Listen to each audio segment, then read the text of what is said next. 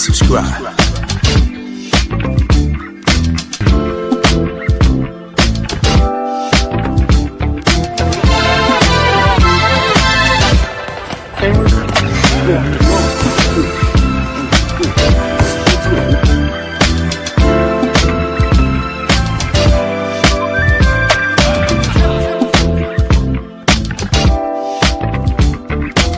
Subscribe to my guy, Uncle D. Tell him Big Bass sent you. I'm an attorney here in Houston, Texas, an advocate for black men, largely because I am a black man. I'm a black father, I have black sons. Hey man, I do what I do.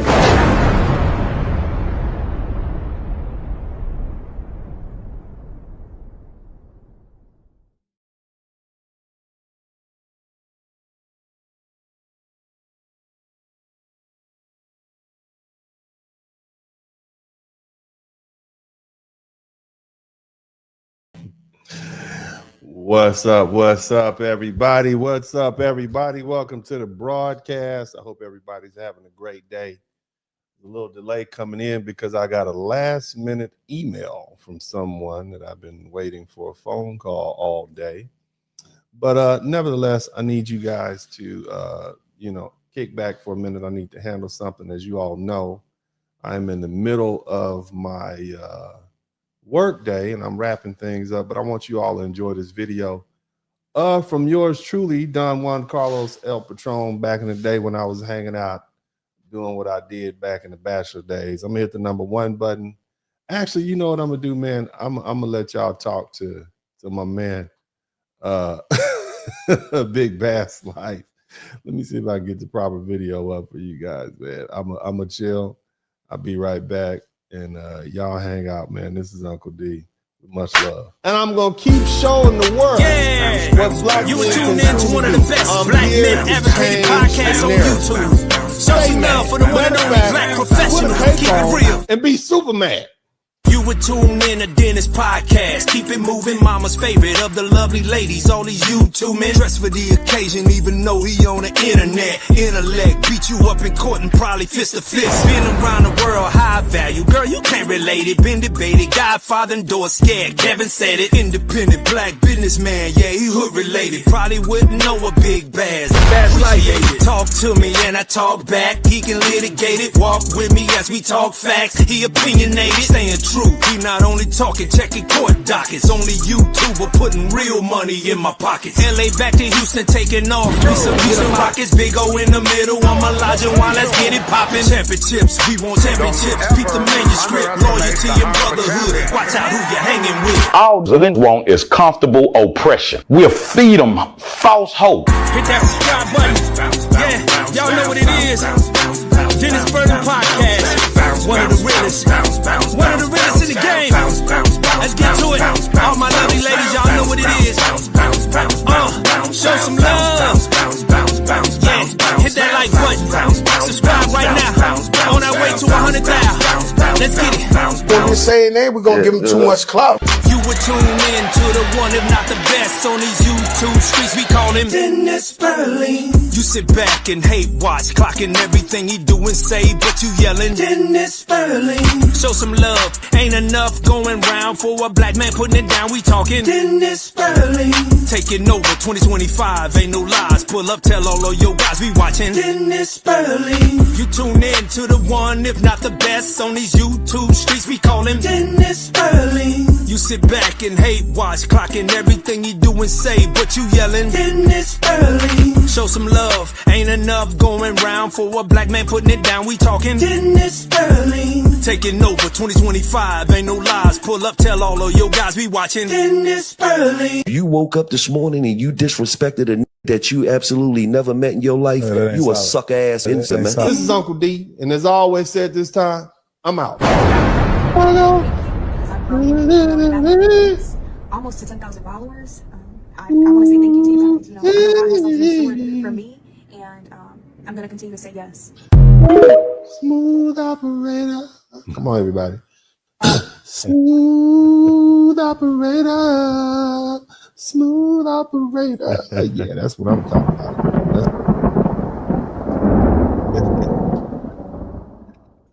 All right. Okay, welcome back to the broadcast, man. This is Dennis Sperling. You guys hit the number one button if you can hear me clearly. Hit the number one button if you can hear me clearly. Family, my gosh, man, they are still trying to call us in off the bench. You understand what I'm saying?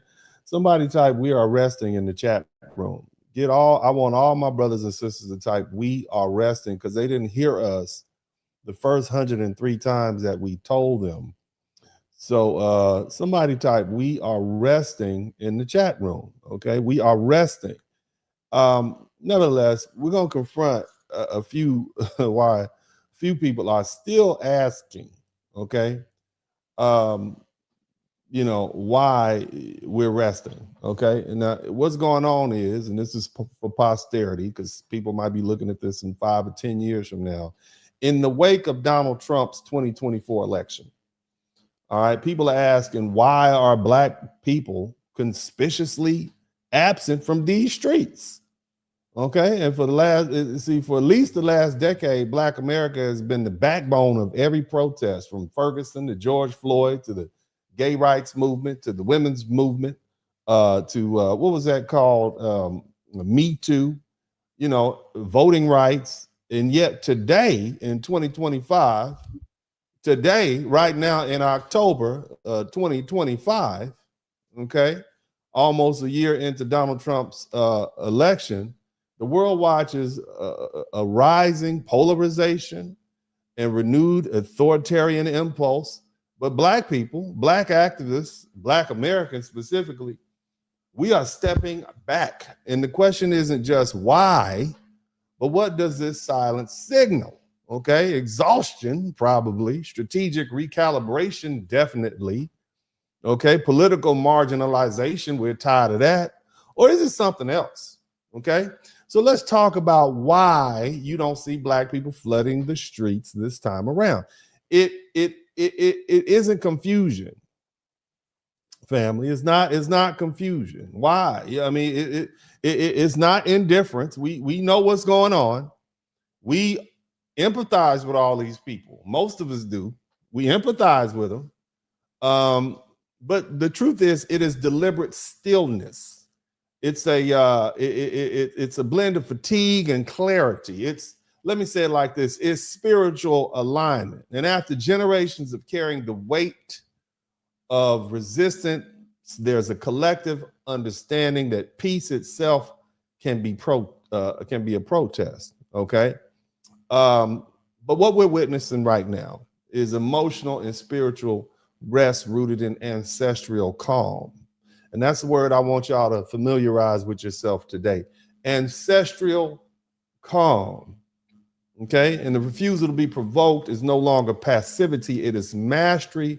It is a conscious rejection of manipulation and chaos. Unity and self-control have replaced outrage as the highest expressions of strength as far as we are concerned. See, the roles have shifted now. Other folks are experiencing the crises once imposed on us, while we remain centered and grounded and still and within ourselves. It's not that we don't care. We are lovely, beautiful, wonderful, fantastic people. Shout out to all the Black Americans. I want you to give yourself a hand. I want you to hug yourself right now, okay? And tell yourself how wonderful and beautiful you are. I want you to hug yourself and tell yourself how wonderful and beautiful you are. And it doesn't matter what any of these people are saying, okay? And here's the thing, is that we've learned something, okay? That sometimes the most revolutionary act is to choose peace over performance and preservation over exhaustion, all right? Now here's the other thing. We've been at this for 500 years. From the plantation to the projects, from Selma to Minneapolis, we are tired. We've carried the moral conscience of this country on our backs for generations, fighting every single battle that others were too comfortable to confront. And we've marched and we've bled. We buried our heroes. And after centuries of struggle, what did America give us in return? A few slogans, a couple of murals, empty promises from politicians who treat our pain like it's campaign currency. All they do is raise campaign dollars off it. And Black America has spent the last decade marching and chanting and crying and burying. Trayvon took a lot out of us. Trayvon Martin took a lot out of us. Ferguson took the rest of what we had. George Floyd, watching that man die like that, and then these people turn around and lie and said he died of an overdose from drugs, when we clearly see that that police officer's knee was on his neck, cutting off the blood flow to his head and his oxygen to his brain. And you trying, that's like pissing on us and telling us it's rain. Nuh-uh. We get it. We get it. You see? Now, what do we get after all that? Slogans, under-resourced schools, underfunded,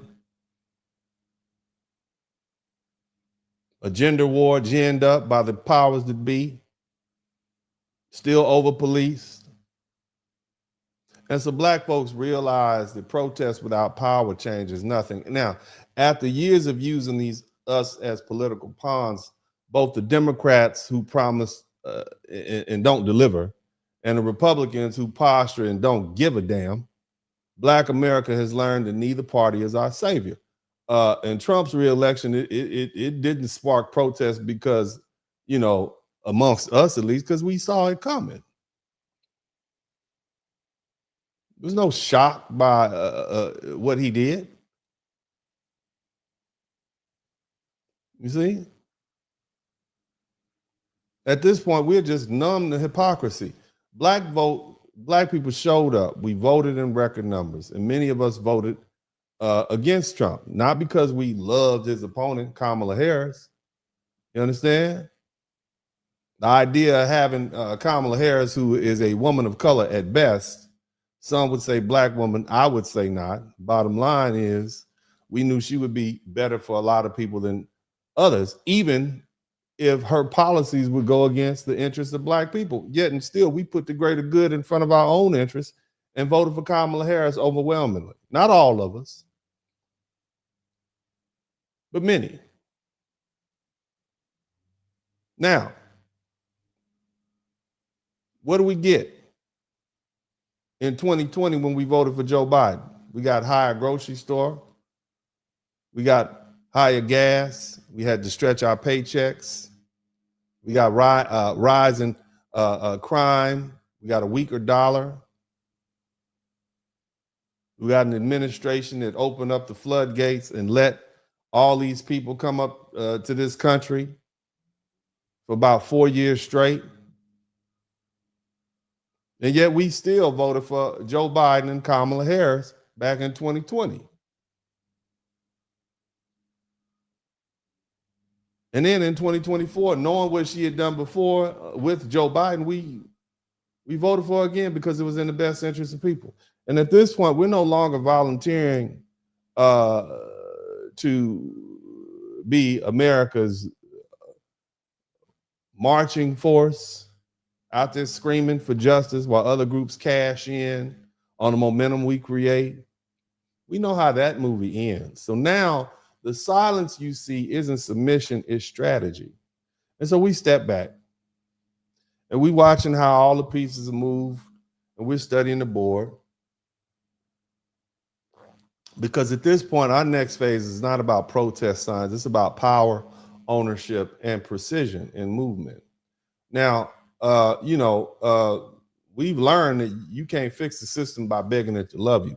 You fix it by learning its rules, building your own institutions, and forcing the system to respect your leverage. We're not asleep. We're calculating. Shout out to Team Cyber One. Respect. Thank you so much. Everybody type respect in the chat room. That's a good word. Somebody type respect in the chat room. Okay? Because see, this isn't silence, it's metamorphosis. This is the energy that once fueled protests is turning inward. It's self-defense, family structure, political education, economic independence.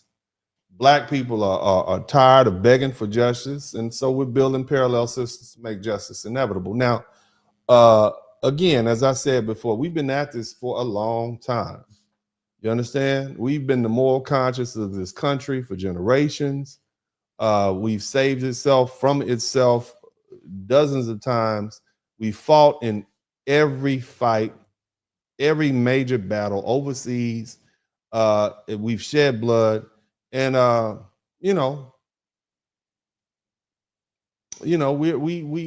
good on that.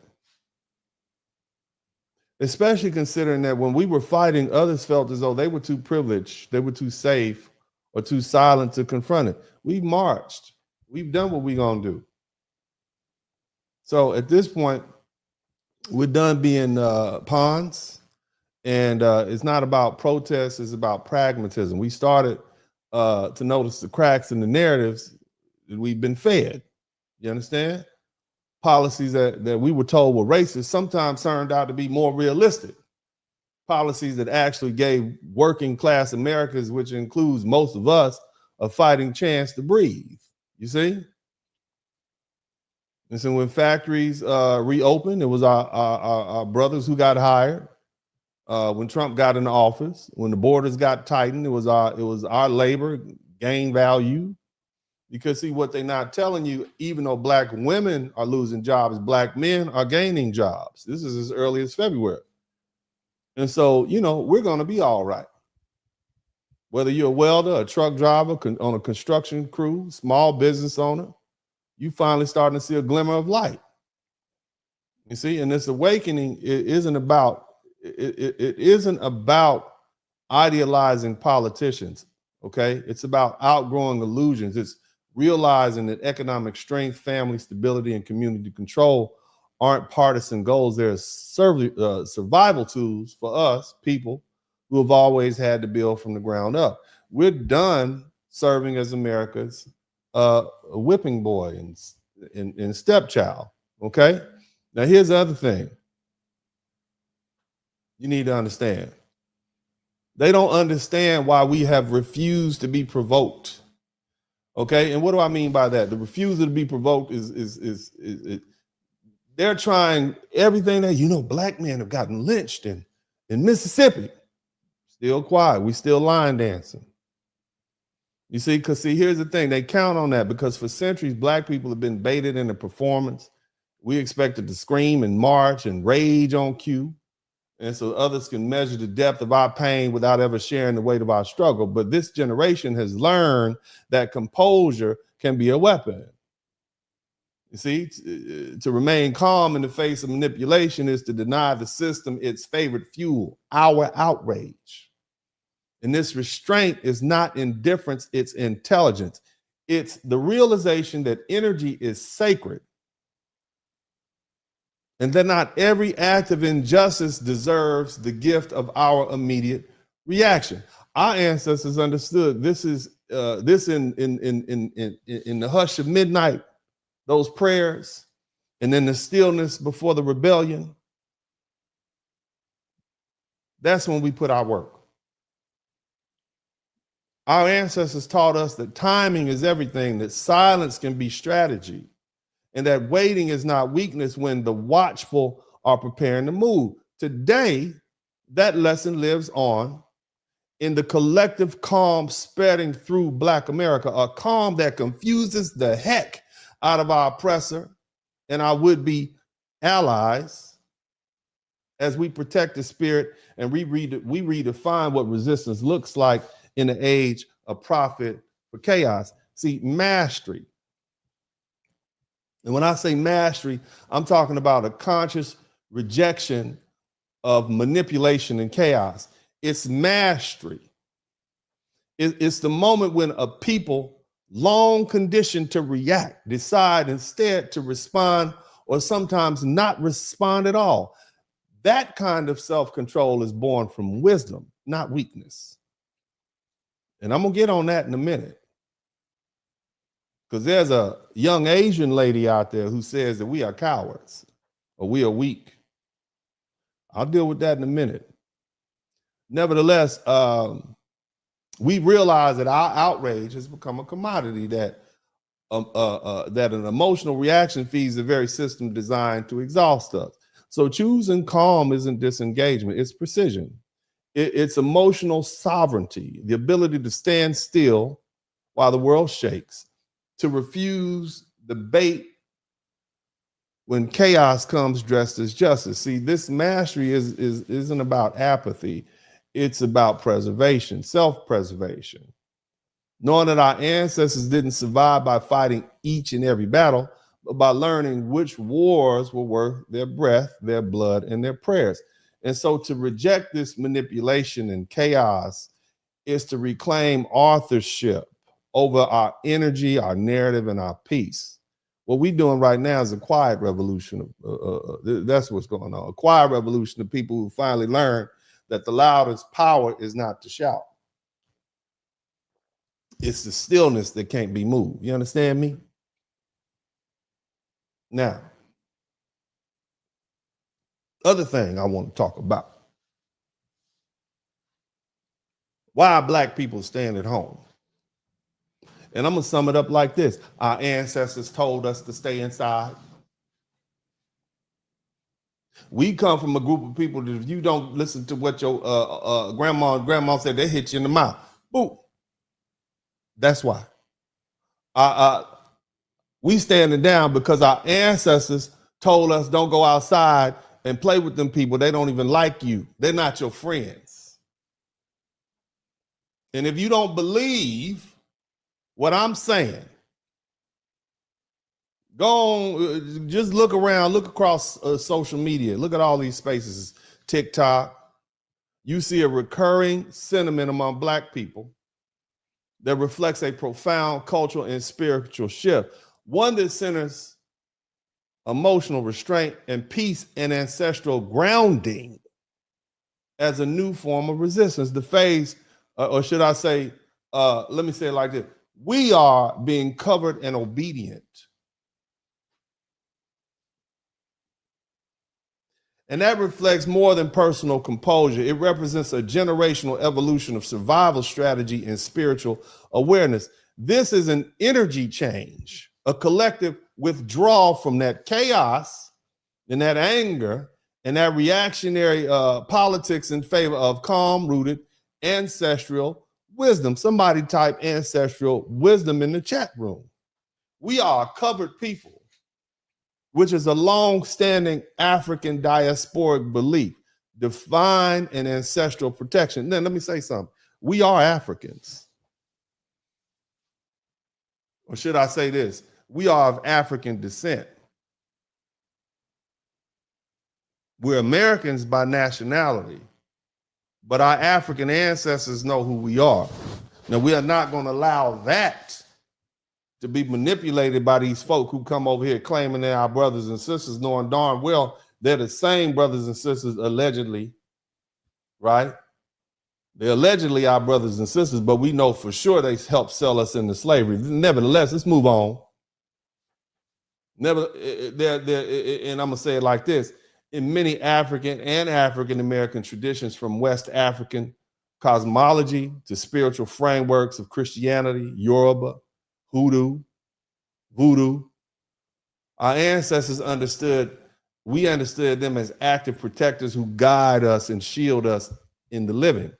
See, the rest being discussed is not laziness or apathy. It's a sacred discipline.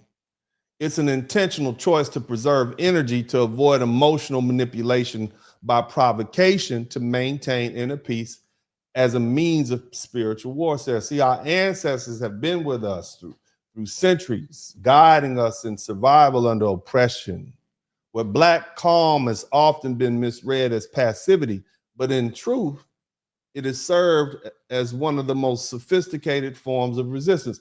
We have used silence, prayer, coded communication, and songs, symbols, and spirituals to navigate environments of constant surveillance and danger. The words peace, be still comes to mind, and it echoes that legacy that the community has learned to fight differently. Peace is not surrender. It is sovereignty of the spirit. It represents a refusal to let anger, media narratives, or external forces dictate emotional responses. This is a spiritual realignment with our ancestors. Having endured and overcome far greater trials, be still is the word of the day. Shout out to K Green Music. So black people, we say we're resting. Or should I say we're changing our frequency. We're not withdrawing from the struggle that affects us. We're evolving beyond reactive protest into a phase of internal power and generational calm. It is a collective understanding that emotional control itself is revolutionary. That serenity, when the world expects outrage, is our own declaration of strength. Let's talk about the ancestors. In many African, traditional African systems, Yoruba, Akan, Congo, Igbo, among others, death does not separate, or should I say it like this, death does not end a person's influence. The dead become living ancestors who remain morally invested in the well-being of their descendants through prayer, meditation, dreams, or ritual. And our African ancestors guide us, they consult with us, and they lend us their wisdom. Can I get an amen in the chat room? Or should I say, can I get an ashe in the chat room?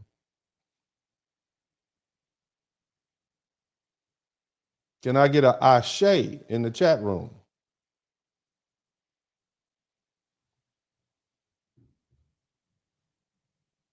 These are not superstitions that I'm talking about. These are communications of the soul. I got my ancestors right behind me, guiding me right now as I speak to you. These are communications to the soul. Our ancestors love, admire, protect, and instruct the living, and have given us culture where guidance was never lost. Every birth, funeral, naming ceremony, or prayer to those who came before, it reaffirms the idea that life is a circle. The living, the dead, and the unborn are connected. Enslaved African carried these beliefs from the Atlantic through the Middle Passage, all the way over here to the United States. Before it was the United States, the Caribbean, South America, Central America, etc. Even within the confines of Christianity or Islam or any one of those other religions of the book, none of that took us away from our ancestors because the ancestral logic survived. In fact, it was our lack of adopting formal Islam that caused for them to single us out as potential people to be kidnapped and brought to this country. Largely, that was the reason. And that being the case, we are here because of our ancestors, and we are here because of our ancestors. That might not be something that everybody's going to pick up, but just meditate on it, think about it, align your chakras, and let the ancestors explain what I just said. But nevertheless,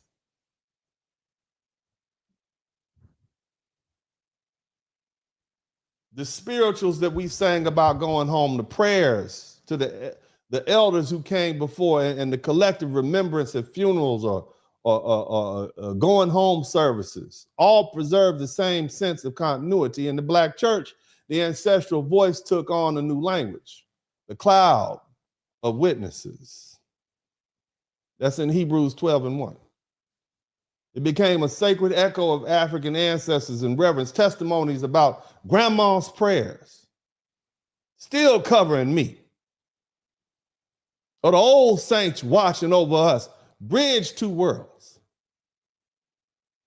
That African spiritual continuum and the Christian theology intersected. This synthesis of African, shout out to Cheney G, this coming together of African spirituality and Christian faith formed the foundation for the emotional strength of Black communities during slavery, the horrible period of Reconstruction, the Jim Crow era, the Civil Rights era. Even in times of turmoil, the message was consistent. There is wisdom in stillness. There is power in prayer, and there's protection in lineage. Today, I think I can speak for the vast majority of Black Americans when I say that our ancestors told us to stay inside. Because we didn't have there wasn't no conference call. Did y'all get a Zoom call? We didn't get a Zoom call. But for whatever reason, our inherited intuition told us to stay inside.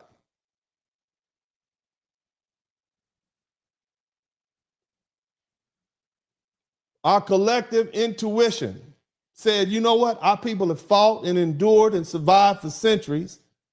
And at this particular time, the wisest move is, for preservation is not to battle. It's not rejection of activism, but an acknowledgement that the sustainability is part of liberation. The strength of prior generations lives within our descendants, teaching discernment, when to rise up and when to rest. And this is the same instinct that guided our ancestors to sing spirituals as coded maps to freedom, and civil rights leaders to pray before marching. And in 2025, it takes the form of memes, videos, TikTok posts, comment threads. But in essence, it's the same thing. It's that cultural memory speaking through digital medium. See, our ancestral talk serves as a language for intergenerational resilience. You see? So when we Black folks interpret the present calm as ancestral instruction, we're drawing on this deep reservoir of cultural and historical memory. It means the ancestors already modeled endurance. Their sacrifices bought breathing room. Acting from serenity rather than rage honors them. In short, the ancestors said rest.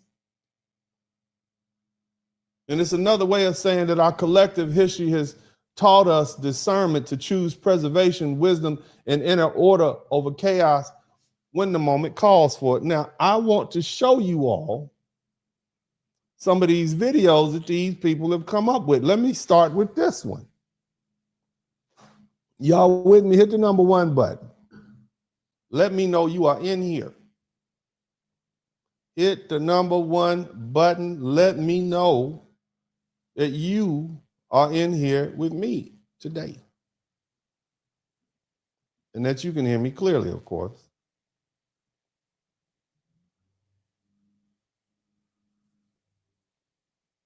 I want y'all to listen to what this little Asian lady has to say, because she's not the only one, but I found this to be quite insidious. Let me see if I can pull this up real quick.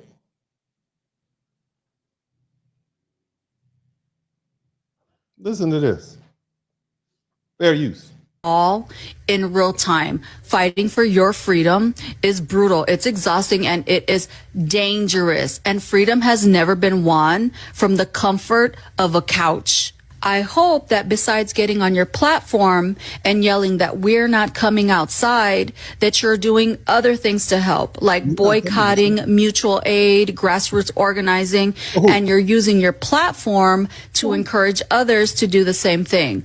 But make sure you're doing something and stop acting like your apathy is activism. We are not our ancestors. I used to hate that saying because it's disrespectful, but now I get it, because our ancestors were brave.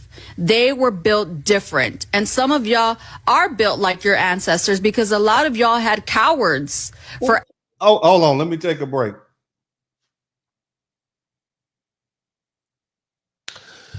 All right, let's get back to ancestors. And it shows my ancestors were way too badass. I already know that I do not measure up, even though I practically live outside. But we are living through our government being taken over. Hiding in fear won't save you and has never won a battle. And it will not win you your freedom either.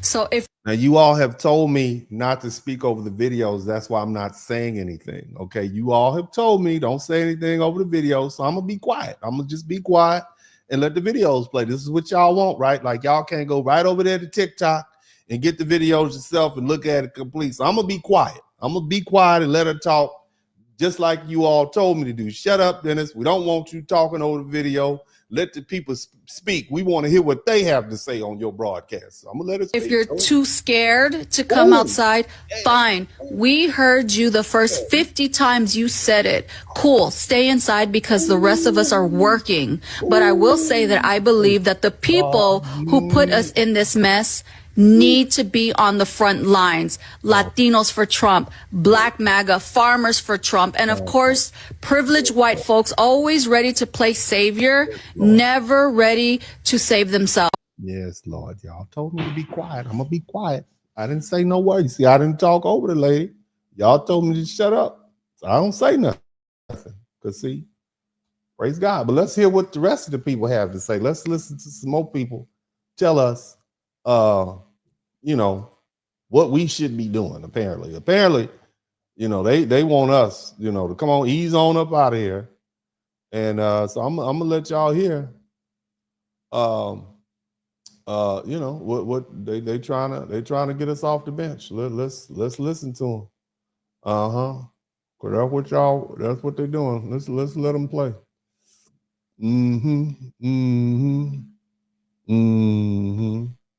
Let's go. Let's hear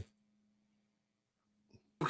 That is planning to or already made a video telling Black Americans why aren't they supporting at the protest right now. Stop it. Okay. Do better. Black Americans don't know anybody nothing. Folks are pushing this narrative. Keep in mind they have something called the No Kings March on Saturday the 18th. That's the No Kings March. That's why this is kicking back up. But let's let them keep talking. And don't treat us like dirt. It's not that hard. We're not asking for much. If anything, this is going to help the economy. And we're not asking for you to kiss the ground that we walk on. Just treat us with a little bit of decency. Just a little bit. It's not that hard. I promise you. Yes, bro, you came here illegally, so you're getting sent back. Like, that's right. I'm not really understanding why I'm supposed to feel bad. Like, it's the law. Like, African American community is the only community that has the power in this country to change anything. They are the only ones that are going to save the Latinos. And I clap for the African American. Bravo, bravo. That's what they look at Black people as. The help. Not as allies. See that? Just disposable help. Someone that they could put in front of them y'all as the a help. shield. And that's why a lot of these white Cubans left Cuba. It's not necessarily because of politics or ideology. It's because of racial equality. Before the Cuban Revolution, they used to discriminate against Black Cubans. It was legal. Black Cubans, they have access to healthcare or education, and they lived in poorer conditions where they served the white Cubans. After the Cuban Revolution, all that changed. They start promoting racial equality. Black Cubans start having access to healthcare, access to education. They didn't like that. And a lot of white Cubans, that made them feel uncomfortable. They were used to the old Cuba, where they had an advantage, an upper advantage on the Black Cubans. They're not going to bring this information up freely. That's why when she says save us, servitude, you're nothing but the help, disposable help. Make my white Cuban life out there in that front line. About the Black community here, and I want to address that. Black American organizers have led dozens of very powerful movements. And they have faced brutal repression for doing so. We have. This is something that Black organizers have told us over and over again. Their protests are met with violence from the state. It's y'all's turn. It's y'all's turn. And y'all want us to come out there and help y'all fight. Let me just put it in perspective. I want you to understand what they want y'all to help them do. Let me let you take a look. They want y'all to come out and get some of this.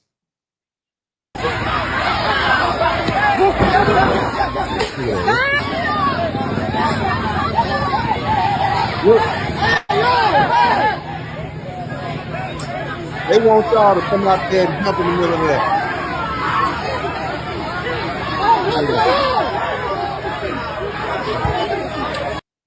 They want you Black people, you Black Americans who are citizens in this country, to jump in there and fight against those little army men with guns. That's what they want you to do. Go ahead.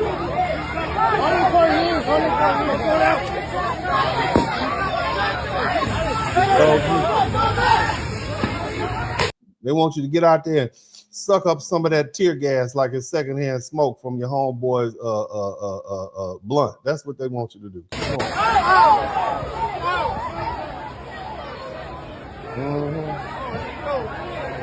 Where's that from? Herman, get back!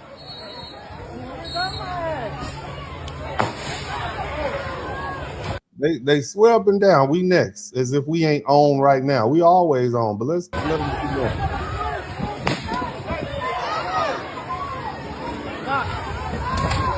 Alma.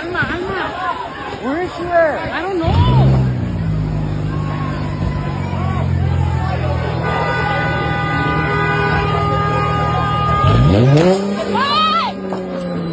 Look at him.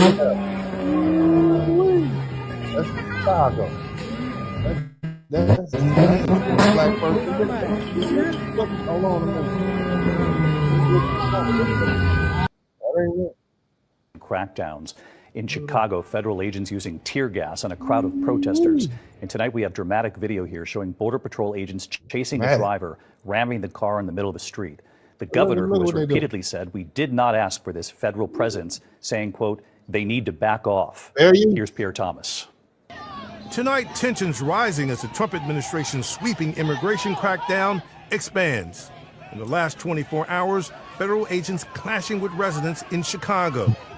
As some protesters threw objects, federal agents deployed tear gas on crowds, angry about the latest arrest that ended with a crash in their neighborhood. Illinois' governor, who's repeatedly said he did not ask for federal help, accusing immigration agents of using strong-arm tactics. Yes, They're the ones who are tossing tear gas when people are peacefully protesting. They want y'all to run out there and jump in that tear gas.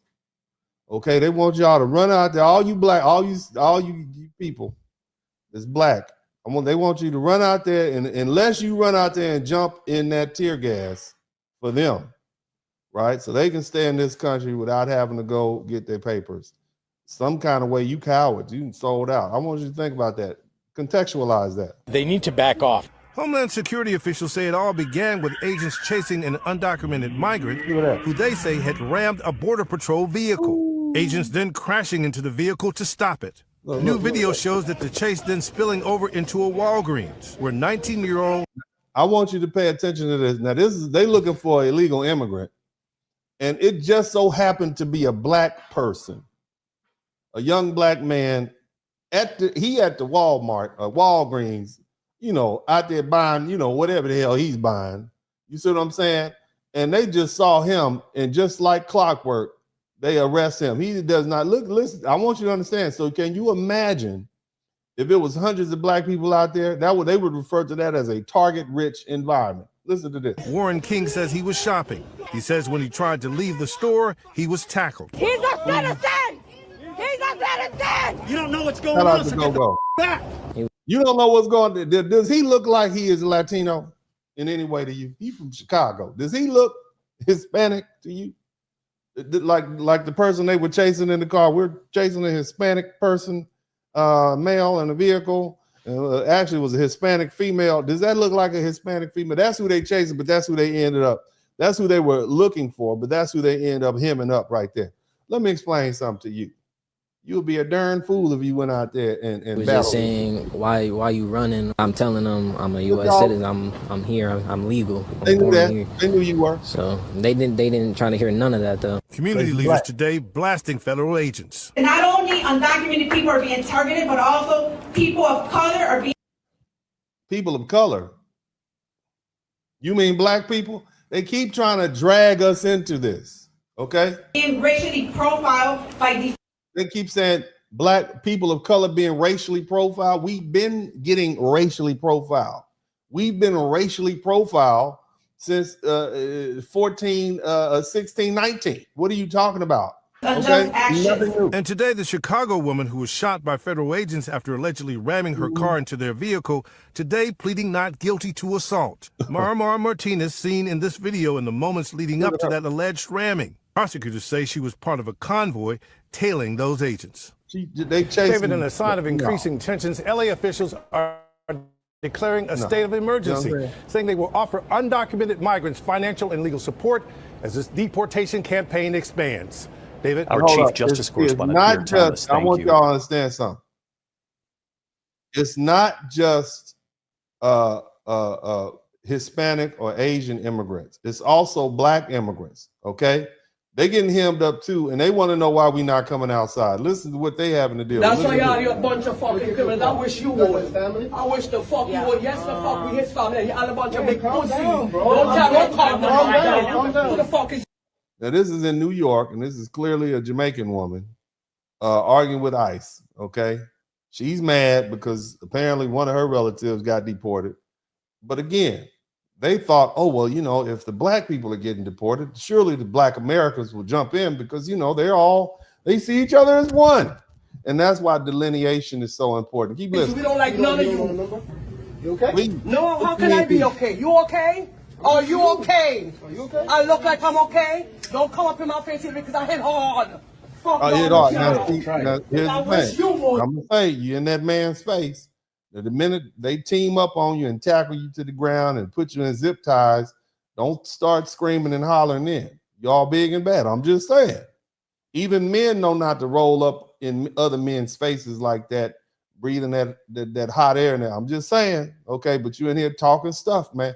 Let's keep going. You try me and see what the fuck happened. Nigga, we angry. All of us angry out here. So don't think we ain't angry. Black Americans are not angry. Are we angry? We are not angry. We've been here for hundreds and hundreds of years. We are not angry. That's just you angry. Okay, don't put that on a we. Okay, that's a y'all problem. this guy alone. You who you telling get out of here? Why you telling me get out of here? You asked me a question and I'm answering you. Mm-hmm. Fuck wrong with you? Yeah. Oh, stupid ass bitch. That's why you gotta hide your face. You wanna go to jail? You call me my mother, I can tell you anything. You wanna go to jail? Fuck wrong with you? You wanna hit me? Hit me, bitch. You ain't got me. Nobody's scared of you. You're a pussy ass.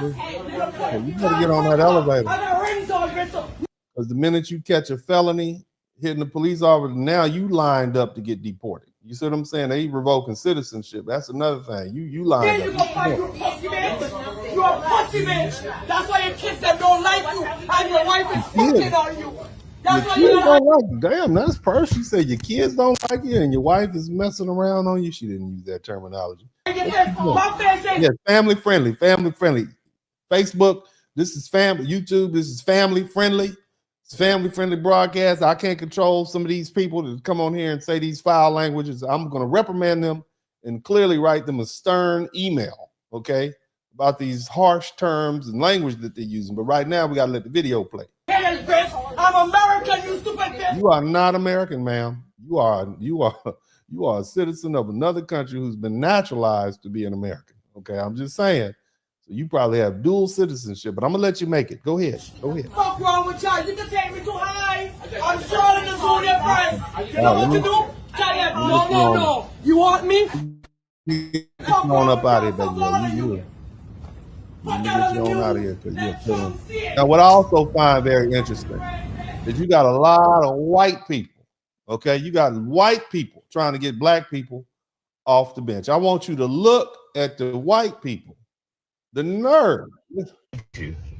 I think America needs you, okay? And I know it's unfair after everything this country's done to you, to ask you to save it. But it's very unfair. I think you're the only people who can. We are. Probably. All this stuff going on with Izzy and Palestine. Why don't they ask the Samoans? Well, my Samoan friend, why don't they ask the Samoans to jump in?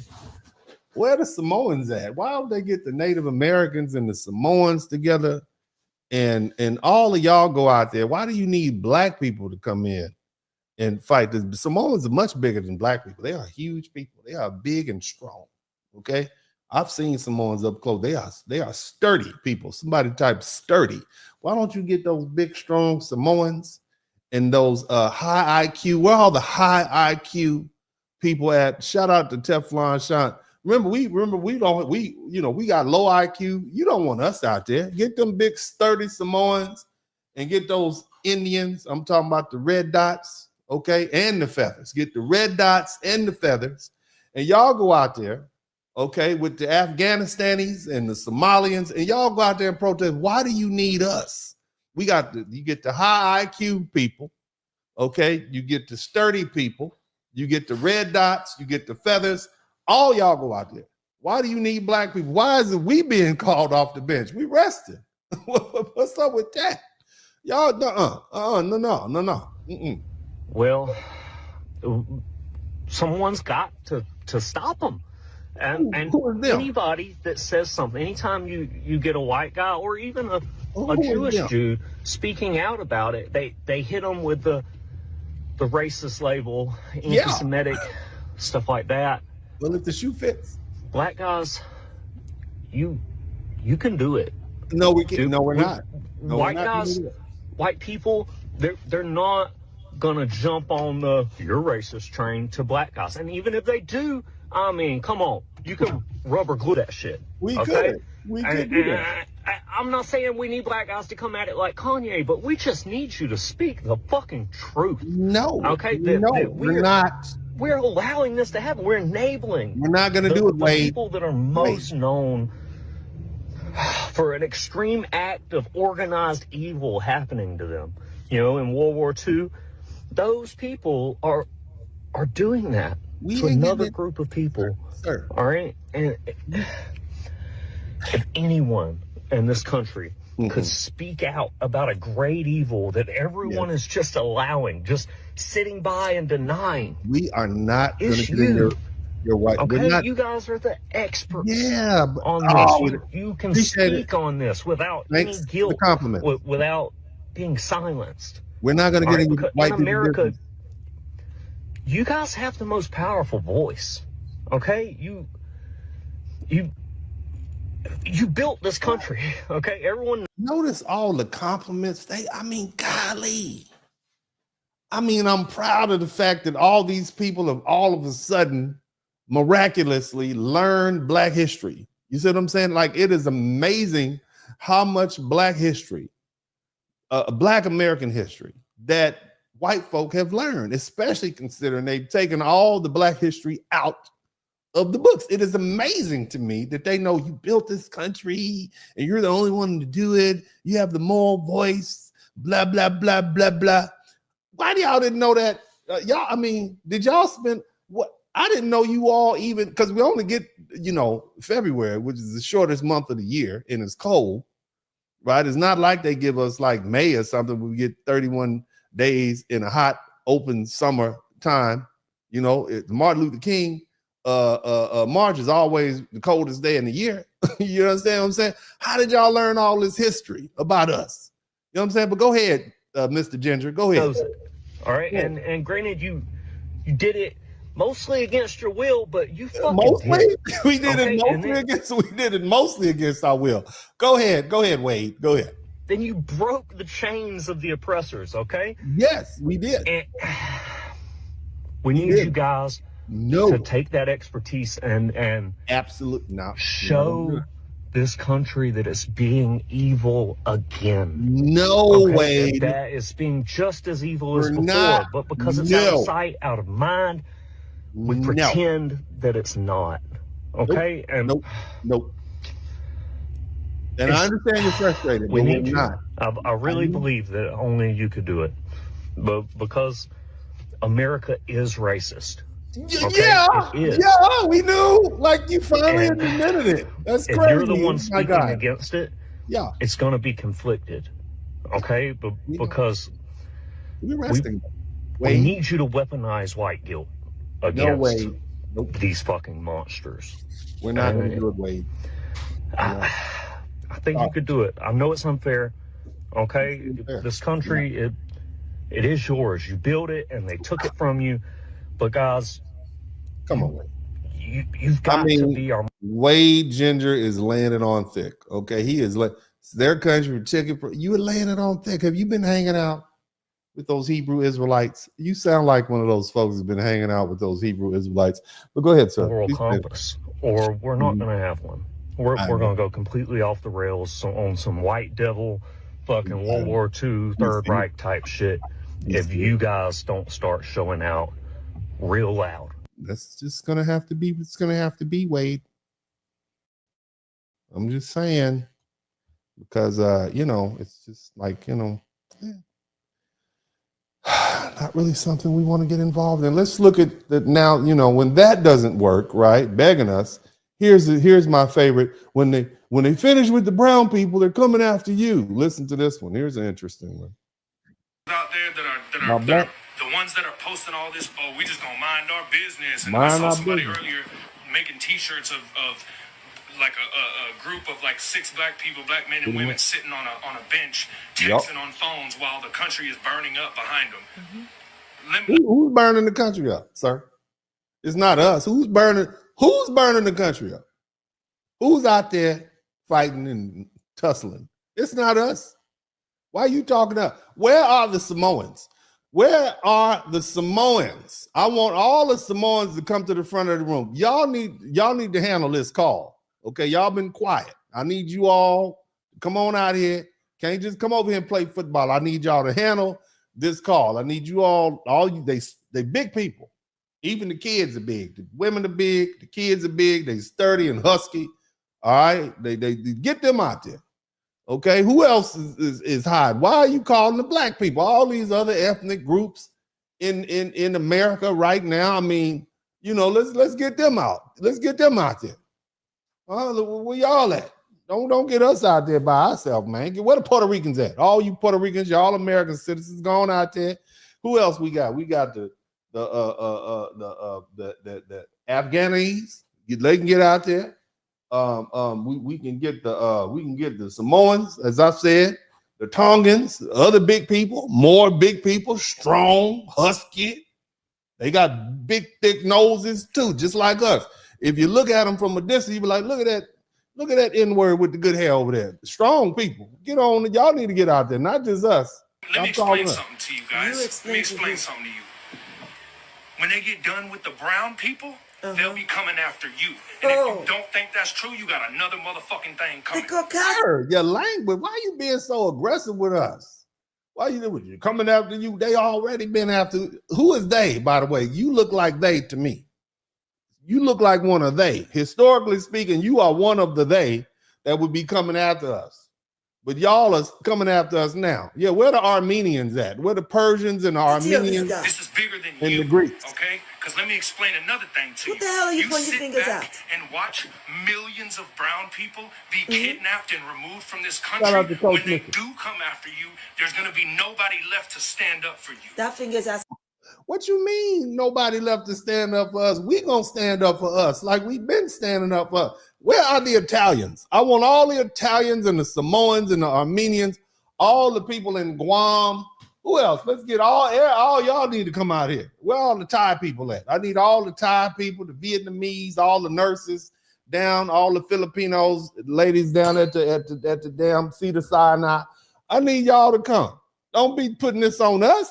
Why y'all calling us out? It's almost Black History Month. What are you talking about? And when they're coming after you, how are you going to feel when people are sitting on the sideline like, oh, we just going to mind our business? The ignorance of this. They always been sitting on the sidelines when we out here fighting. Did you not know that America was only 9% black when we got all them rights for everybody? It was 90% white, 91% white, and about 9% black. Okay, and then a few others. That's what the country was. We did this by ourselves. It's y'all turn. Stop trying to call us in. We arresting. Other dumb shit, what man, no. It's not the time for that. Who Yes, the it hell is. are you to Yes, tell it is Black the time, Americans sir. what time it is? People, my flabber is No, man. gasted. Because what in today's day of our Lord Jesus Talking, you know what I'm saying? Hey, look at these white folks trying to get us off the bench. No, sir. He talking about they. You one of them, sir. You are the they. You are they, them.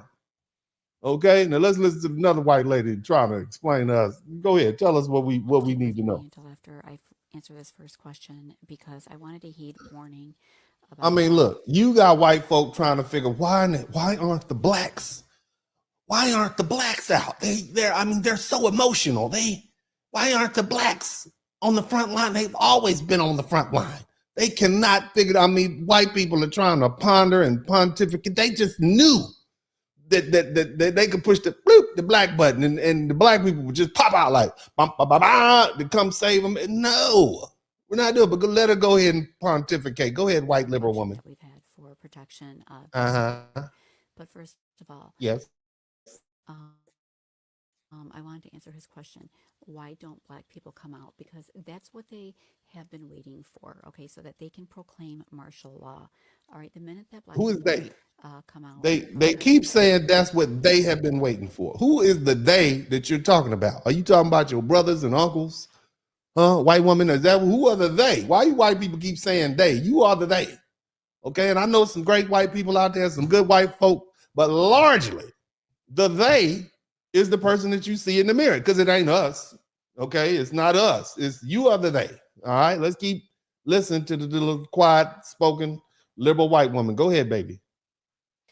blood is going to be shed, okay? And history shows that. There's been multiple generations of black people that have fought for, I would say, pretty much every single minority's rights in everybody's rights. Yes. They don't even get to, afford half the time. So, I mean, they kind of need to choose like self-preservation at this point. They're like tired. Thank you so much, Penny. I'm telling you, it's amazing that they know all our history like that. Black people have fought so hard, and now they're trying to preserve themselves. I thought y'all didn't even know history. I thought y'all didn't even know what we went through. Black haven't contributed anything, and now you all are just come out telling and confessing.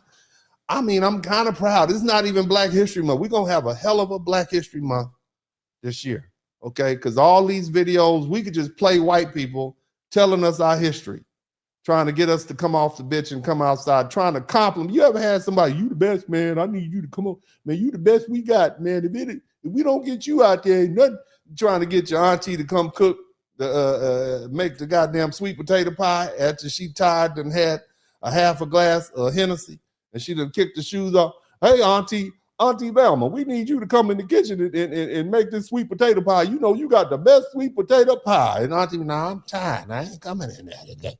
And she's smoking that Newport and sipping that hen dog. I'm not coming in today. I'm relaxing today. Well, you know you the only one that could do it, Auntie Velma. We need your whole angry shit. Let me I'm gonna need some butter. You done finally coaxed her up off the bench, and now she's sitting in that hot ass kitchen with no air conditioning at great grandma's house.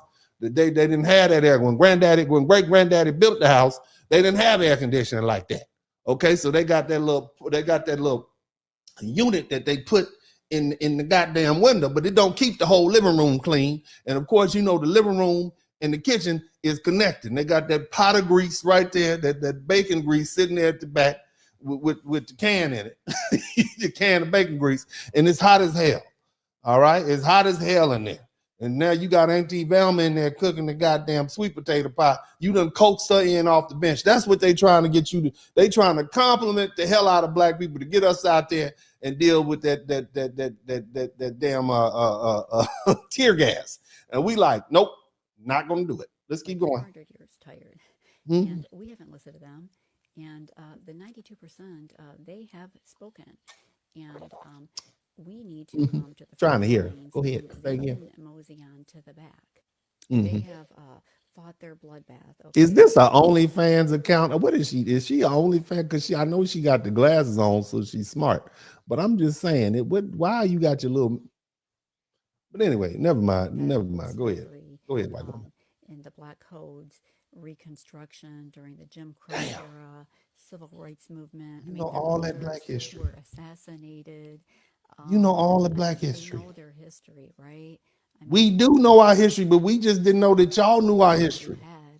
Amazing. Enslaved. Okay. I mean, remember Fred Hampton? He tried to build a coalition. You know Fred Hampton? Latinos and Asians and poor white people, and the FBI took him out. You know all that. The Black Panthers. Everybody ran from having any association with them. Shout out to Sarah. Sarah, you know a lot of Black history. We thought y'all was telling us that slavery was 1,000 years ago. And so it's no need to even remember it. And you know all this Black history. How convenient that you know it right now when you're trying to coax us up off. You know about Fred Hampton, slavery, all that, man. Golly, I bet she got the Black hero alphabet. You know what I'm saying? A is for Abernathy. B is for Booker T. She got, damn, girl, that's amazing to me. They were all massacred and jailed. So again, they know their history. And we're not going to gaslight them into the streets, okay? They're not. Because there's other things that they can do. Quiet. I'm not even going to get into the fact We are gonna stay at home. That's what we gonna. There's other things we can't for certain. You see what I'm saying? C is for Chancellor Williams. D is for the deans of defense, the deacons of defense. You see what I'm saying? Trump is like Shit. a white created problem because Mhm. that's obvious, and that's just like a whole nother video. But to white Beautiful. people, our dictator and Stephen Miller, they want violence, even if we're peaceful. Yes. I mean, there was actually like a Who is they? You mean they? Who is the they? Look, y'all gotta stop saying they, okay? Dear white people, little well-meaning white people, y'all gotta stop saying they. Y'all are the they. I want y'all to understand. You all are the they. Let's keep going and listen to the little OnlyFans like white lady. Go ahead, baby. Go ahead. that was issued by the DHS and the FBI. It Mhm. was sent to every single law enforcement agency in Yes. this country Mhm. that had basically labeled anybody that attends the No Kings rally this weekend. We are violent extremists and domestic terrorists. Mhm. Mhm. And we know that they want violence. And They do. These rallies and protests, it creates You know. a great opportunity for them to do that. I mean, Yes. you could have somebody like posing as In the crowd, talking about Black Lives Matter and throwing Molotov cocktails. Yeah, we know what y'all like to do. Y'all done it before. That's why we're not gathering. That's why we're not coming together. We're not gonna play this silly game with you all. Get a bunch of black people together in a crowd, and then y'all have a plant from one of these little federal organizations with a mask on, and then he does something crazy against the authorities who are out there holding the line, and then they all come and rush the black people and hit us upside the head with the billy clubs, and it's justified because something happened to a police officer, even though the person who was in the crowd was a plant from some federal agent. We know how y'all do. That's why we staying at home. We know what this is about. We're not going out there. We're not gonna play this goofy game with you all. But go ahead, little white lady. You know all the conspiracy theories. Go ahead. Let's listen. I mean, and it's going to be, his fault. Okay. Yes, for it will sure. be. But I mean, they're already violating the Constitution in the way that they're treating the Mhm. immigrants. They're going to start doing it to Americans. Okay, too. Sarah, you right. This I'm is glad just you something know. I heard earlier when I was listening to Hawk, and it really just kind of hit home. So this is white people splaining. They are just splaining away. They're just splaining it out. Let's listen to some more. Go ahead. Let's listen to some more. Go ahead. Drugs. Y'all just didn't Mhm. see it because y'all weren't the target. And you've got slavery and Jim Crow before. What'd you say? One of the Repeat. things that has been fascinating to watch is the black community versus the white community's response to the second Trump administration. Okay. Trump said this week that he thinks we should use American cities as, quote, training grounds for the U.S. military. And white people American cities, black people. Go ahead. are freaking out. I mean, the ones that aren't totally asleep at the wheel. Mhm. But the black community, and this is just the vibe I'm getting, is like, yeah, vibe. they've been using inner cities as training grounds for 40 years. Ain't nothing It's new called to the us. war on drugs.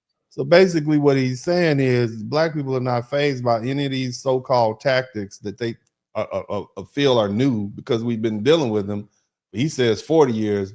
I'm gonna say 140 years. But go ahead, sir. And I say that because Frederick Douglass was talking about police violence. Malcolm X was talking about it. All our great heroes were talking about it. And so this is nothing new. We used to it. Go ahead. Y'all just didn't see it because y'all weren't the target. And you've got slavery and Jim Crow before that. And I shared this story in the documentary, but I used to use a ton of drugs. I've been sober for 20 years, but I used to use a ton of drugs in my college years. That just came out of nowhere. I used to use a ton of drugs, man. Okay, but let's keep going. I was Go never ahead. stopped by the police. In 41 years, That's because you white. That's why you would never stop by the police, sir. I've You're never been white. searched by the police. But for my black friends, it's unfortunately part of their reality. Yeah. And what Trump is doing is We've been telling you that the police are racist. We've been telling y'all, but y'all said no. How do y'all know this? I thought y'all said this is all made up, and we would just stop resisting and comply, and dress and pull our pants up, and that we would be okay. But apparently, you knew the whole time. removing the mask from the American empire. We've been using military-grade equipment on black people for decades. And I thought they didn't know that. That's crazy that they knew that, and they didn't tell us that they knew. They had us thinking racism was dead because we elected Barack Obama. And, you know, and I'm just saying. That's being used on Hispanic immigrants. And who's next? Democrats or anyone who opposes Trump. Anybody. And what white America is finally seeing is what black America has known all along. That the whole liberty and justice for all part, that doesn't apply to everyone. One of the things that has been... Now, look here. Let me say, shout out to Reed Pink. Thank you. Good seeing you back in here. Look here now. Look, white America. Look, you telling me you didn't see those water hoses back in the 1950s and 60s? You tell you just now finding this out? That's what you telling me? I think y'all already knew. I just think y'all conveniently forget. Now, it's some white folk out there that really are sincere, and they see through this BS. They know how their people are. You understand what I'm saying? But you know, the thing is, black folk are not coming outside. I don't give a doggone what you say. All right, we are not coming outside, and we, as a collective group of people, have said that in no uncertain terms. And the brothers and sisters are telling y'all right now. Let's listen to what the brothers and sisters have to say themselves. Go ahead, baby. Talk to them. What are you talking about? That you say should stand with their brown brothers and sisters. Is it the black people that your daddies and your mommies tell you not to bring home? Is it those black people? Or is it the black Latinos and Hispanic people that y'all discriminate against? And pretend like don't exist? Yeah, who are you talking to? Are those the black people that you're referring to? Whenever non-black Latinos make comments about how black people need to stick with their Latino brothers and sisters, it is a clear indicator of their anti-blackness. Because wait for it, there are black Latinos. So what the fuck are you talking about? Yeah, what about them? Why don't you get there? Again, I have a renewed call. Where are the Samoans? Okay, we need you Samoans to come out here and fight these battles for these folks. Okay? Yeah, girl, hell no. We at home, we at the cookout. If you like me, we at the spa, we getting a massage. We are wherever the hell y'all were when we were going through it. Because let's not play these games like y'all were outside. We were outside with our bloodline on the main line. That's what we were. Y'all was somewhere else. Okay, now the shoe's on the other foot and it's not funny anymore. And everybody wants a defense. Everybody wants us to run to the rescue. This ain't our battle, baby. It ain't. Let's get real. Who voted for him? Who showed up to them polls and voted for him? Now, I'm not saying what's happening is right. We're not saying that. Who showed up and voted for him? Latinas for Trump, that's who voted for him. Lying. She is not lying. Y'all can go out strong and vote. Go ahead. Let's see what else the black people have to say. Folks. Hey, what's up, baby? I want y'all to calm down. We calm. I'm calm. I know these videos coming out of Chicago is triggering. It's triggering to that is what they want. Yeah. Black folks, I want y'all to go home. I want y'all to get out of these streets. Stop listening to these people that's telling y'all go out in the street and no, not me. Stand down. Fight in the midterms. Stand down. Voting. Guys, we knew this was coming. We knew they were starting on brown folks, and now they starting on black folks. Stand down. They should have been at the house. Guys, this administration will unalive you. It sure would have been happening like that. Bloody. Trump and his administration, this is protesting, will turn bloody. The minute you black folk go out there, it will. Get out these streets. We stay home. Let's hear what else you got. We home, baby. We home. Like, y'all don't never get tired of blaming black people for every goddamn thing. Even the things we have no parts in. Y'all don't get tired of blaming us for nothing. Mind you, almost half of the Latinos that voted for Donald Trump. So it's giving, you know what? We got ourselves into some shit. Yep. And now that we're here, how about you help us out of it? Before the election even took place, we want the help to come help us out of this. That's what the Latinos. Plenty of black people came on this app and told y'all what was going to happen if y'all put him in office. And still, almost half of your community voted for the man that wants to keep y'all out of this country. And now it is somehow black people's fault for not speaking up against the ICE raids when black people were trying to prevent him from even getting in office. Y'all want to talk about a cure. We were talking about prevention. And now that we're here, it's like, you know, where are my black brothers and sisters at? Why y'all not protesting? Why y'all not? I It's because we told y'all and y'all didn't fucking listen. They ain't listen. You right. Tell them, baby, like, y'all can't be mad at her. Go ahead, sir. What you want to say? Go ahead. Asked where black people at. Where are the black people? Why they not protesting? Where were y'all at? When we needed y'all to show up to the polls and vote, where were y'all? This is something y'all knew was gonna happen. So I don't understand why y'all keep asking where the black people are. We're at home, moisturized and unbothered.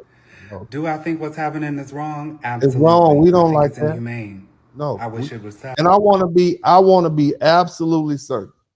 The vast majority of black people, I mean like 99.99% of black Americans, we don't like no parts of this. We don't want to see children separated. It hurts us. And when black people see it going on, you can hear them yelling from the sideline. We are not relishing in it. We don't take pleasure in seeing this. This is horrible. It reminds us of our collective pain and what we had to endure as black people. We don't like seeing that at all. We don't take pleasure in seeing you all separated. But at the end of the day, a lot of Latinos, y'all got an issue amongst your own people. I want you to listen to this video. You trying to get black people to come out. You trying to get black people to come out and save you, but you have your own issues amongst your own people. I want you to hear this conversation between two Latinos. I told you, don't come at me with your little political terminology. I'm not political. I don't know more than you do when it comes to political terminology. Yo sé, I know what my raza goes through. Yo sé lo que pasa mi raza. Yeah, I'm your raza. And Maite, if you voted for Trump, you don't care about your raza. Maite, you voted for Trump, you don't care about your raza.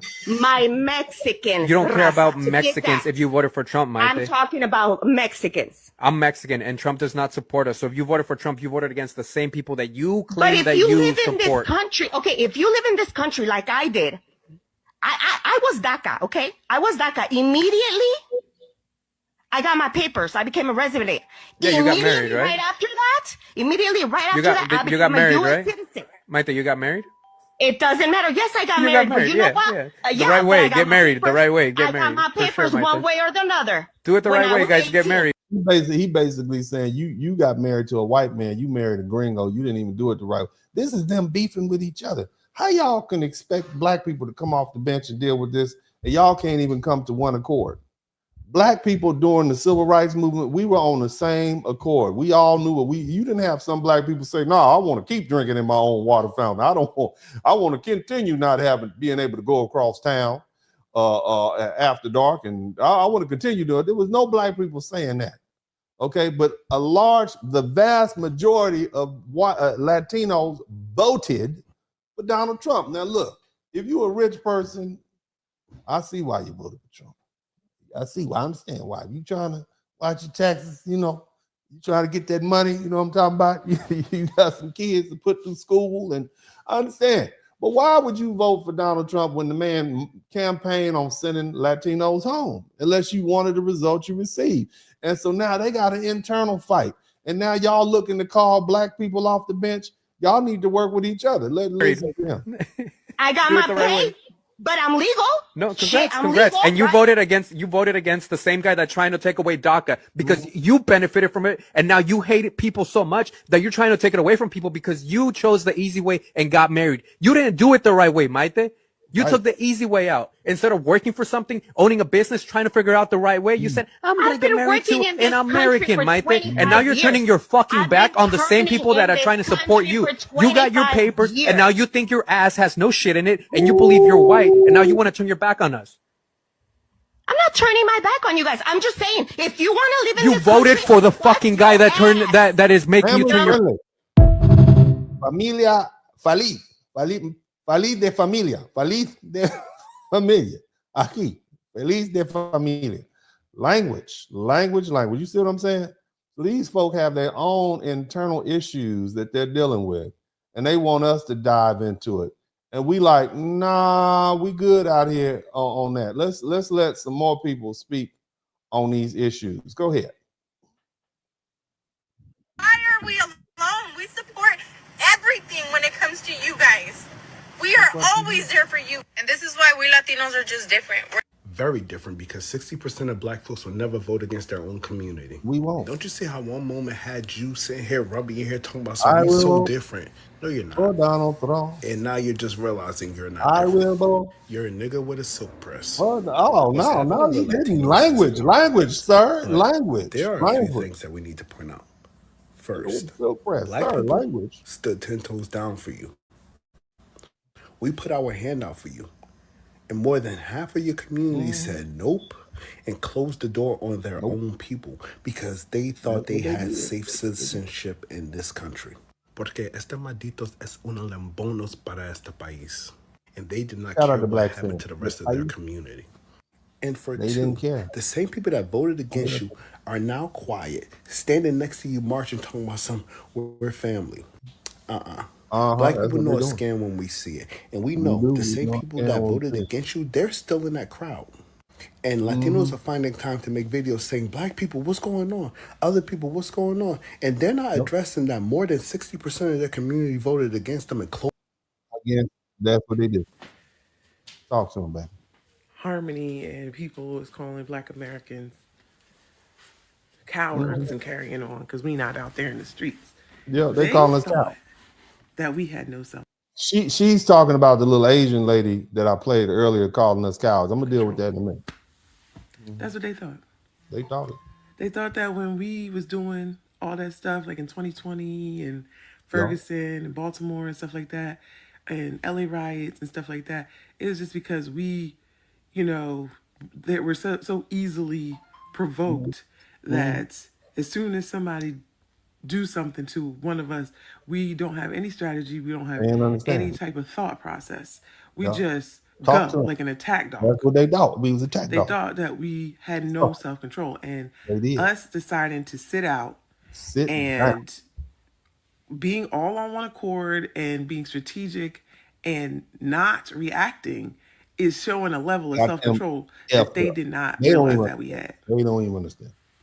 They don't get it. They thought they didn't know about us. They thought that we are messing up their perception of us. We are. They are having a crisis about our identity, about Black Americans' identity. Everybody is. Immigrants are having a crisis about our identity. White folks is having a crisis about our identity. They thought that they could count on us. They thought they knew us. They did. And they never knew us because they didn't know. Y'all still don't know us. Praise God. I'm sorry. Our motivations. They didn't know what we were doing. Calm down. They just saw the effects and they heard what the media said and they took it and ran with it. So even the people that was like, oh, we support you, this and that, the other thing, they thought that we were, justified, but they also thought we were uncontrollable. Because that's why they'd be like, be peaceful. Be peaceful when you go out there. I know you got to go out there, but do it. Riot against ICE in LA.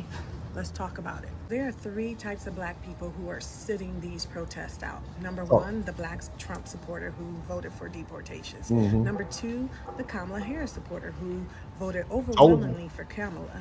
And then saw that Latinos overwhelmingly voted for Trump. And they're like, y'all need our help now? Oh, hell no. And number 3, the older Black people who are like, what are y'all up to? And there might be one other type of Black person too. The kind of Black person that hears something like this. I don't think Black people have a right to tell white people or Hispanics what they can and cannot say. And that means if a Black person wants to use the N-word, that means a white person also can use the N-word, because all lives matter, not just Black lives matter. All lives matter. So, with that said, we need to stop all lives matter cancel culture. It is anti-American, it is anti-free speech, and if you can say the N-word, so can I. Not being able to call Black people the N-word is anti-American. Did you catch that? Not being able to exercise their right to free speech, to call Black people the N-word is anti-American. Okay, check. Let's keep listening. Whether you like it or not, it doesn't affect your freedom, but you're sure affecting mine by telling me that I can't say it because I'm not Black. I want y'all to understand what this is a year ago. Okay, this is before, this is I will vote. This is at the height of I will vote. But Donald Trump not being able to call Black Americans with this insidious history that we've had to deal with, this treacherous history, not being able to refer to us as the N-word is a violation of her First Amendment rights that is so heinous that we should be ashamed for having a problem with it. I'm just saying, these are the same people that want us to run out there and fight that tear gas. Let's keep listening. So, make the N-word great again. Oh, make the N-word great How again. about we make ICE great again too, bitch? It's a little weird that not only are Latinos pressed, but white folks are asking, why aren't black people out there protesting? Y'all usually ask, why are we protesting? Again, it's almost as weird as this roll-off full of rocks that just so... Again, where are the Samoans? All the Samoans, shout out to Penny Ford. Why are they not calling for the Samoans to come out and the Tongans? Okay, I want all the Tongans. I want the Armenians. Okay, I want the Turkish people. I want all of you all to come to the front of the room. Why is it just black people are getting this clarion call to come to the front? Huh? I'm just saying. Happen to be right in LA, right where the riots are, all cut off evenly. Indo-Americans, where are you? No construction around. Pakistanians, where are you? Italian, come on out. So people can start throwing the Sicilians, we need just y'all want black people out there. So y'all can get stage video footage to roll on cable news all night long, showing unity and violence against Trump. Stop trying to use us. We're not going to be used. Blacks and browns, we stick together. Blacks and Latinos, we're brothers, we're one. Okay, well, I'm going to need you to have that outlook for more than just rioting and violence. I need you to have that in the job market, too, because blacks can't get a job in LA. Latinos hire Latinos, whites hire Latinos. If you don't come to LA already in a job that moved you to LA, or you own your own business, you're not working in LA. You know who's working in LA? All the people that they want us to protest to come here. So black people, that's what the next time you're asked, why aren't you out there protesting with the Palestinians or with illegal immigrants? Just let them know. You put in the same amount of effort that they put in to get black reparations. Yes. Tell them, baby. Tell them. They are telling them, boy, they are giving them that work. Let's see what you guys say. I think America needs you. Okay. Hasatan is a liar. Yeah. Who said that? Black men, sit down. I am. This is not your fight. For centuries, they chained you, whipped you, burned your names from the pages of history, called you boy when you built their cities, stole your fathers, broke your mothers, and still you ain't got to tell us. We know. Now Babylon trembles under its own weight. Yeah, we know. It is falling, collapsing from the root it planted. Look like the seed of its own destruction. And the thunder you hear, it's not get back your drum. Go ahead, baby. Protest there ever was October the 18th. That's a couple days away this Saturday, right? They call it the No Kings protest. No Kings, right. And I'm here to tell my black folks in America, mind your motherfucking business. Sir, family friendly, sir. Sir, you got to watch your language. Anyway, say that in my family friendly broadcast. We're not going. And those of you black folks who choose to go out there, you get what you get. You get what you get. No complaining and no crying when law enforcement seeks you out to get violent and aggressive. Yes, they do. Because that's what they want. That's what they do. We not doing that shit though. Y'all go ahead. Go ahead. If he's hey, this is the perfect time. I want them to go ahead. Where are how y'all doing? Hope y'all having a wonderful day. But check this out. Man, I noticed something. Where are the Croatian people? Okay. I need all the Croatian people to come to the front of the line and get on out there.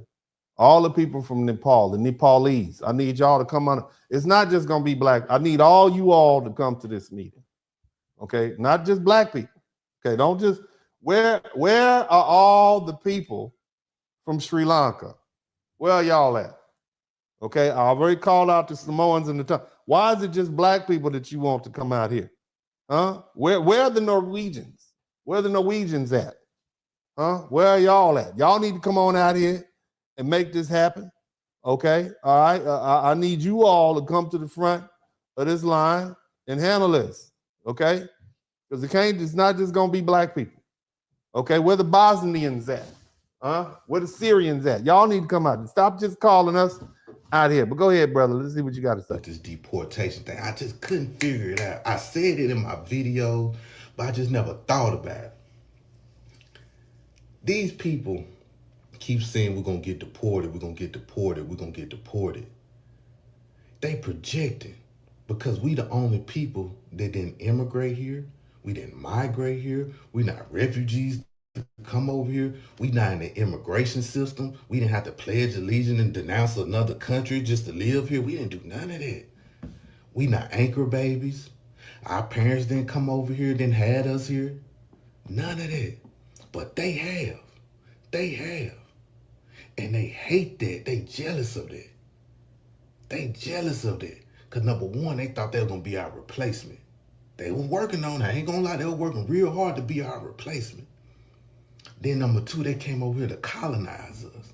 But when they found out that Trump made it a way where we are emancipated people, we are children of slaves, we can't be deported. They hate that, and that bothers them. That jealousy and envy bothers them because they already come over here with jealousy. They already come over here with envy. But now they see we can't go nowhere. Now they want us to be scared with them. They want us to be scared of if we see an unmarked car drive past our house. They want our heart to be beating fast, you know what I mean? When we go to restaurants and we see ICE come take somebody, they want us to be scared with them. And we just out here popping fans, you know what I'm saying? Well, them fans, and we just popping fans, having fun, enjoying life, talking, trying to get our money right, trying to see what's going to happen in the future. We ain't even thinking about ICE. We're not even thinking about being deported like they is. They want us to be scared like them. They want us to be worried like them. You get what I'm saying? That, and I'm like, damn, bro, like they really are jealous of us. Not just the Africans and Caribbeans, the Mexicans are jealous of us. Because they mad because they not part of the 14th Amendment. They not. There's a lot of white people not part of the 14th Amendment either. They jealous of that, bro. We can trace our family to the 1700s. Some people can go far back than that. And they don't like it. And they jealous of it. And they hate it. I know it burns them up. Like all the contempt, all the anti-blackness they say about us, the rhetoric, the stereotypes, all that. All that stuff they spew. And that one thing they can't get is the citizenship like we have. We emancipated people and they hate that. Oh, they hate that. That burns them up. That's why they doing these scare tactics on us. That is. Podcast.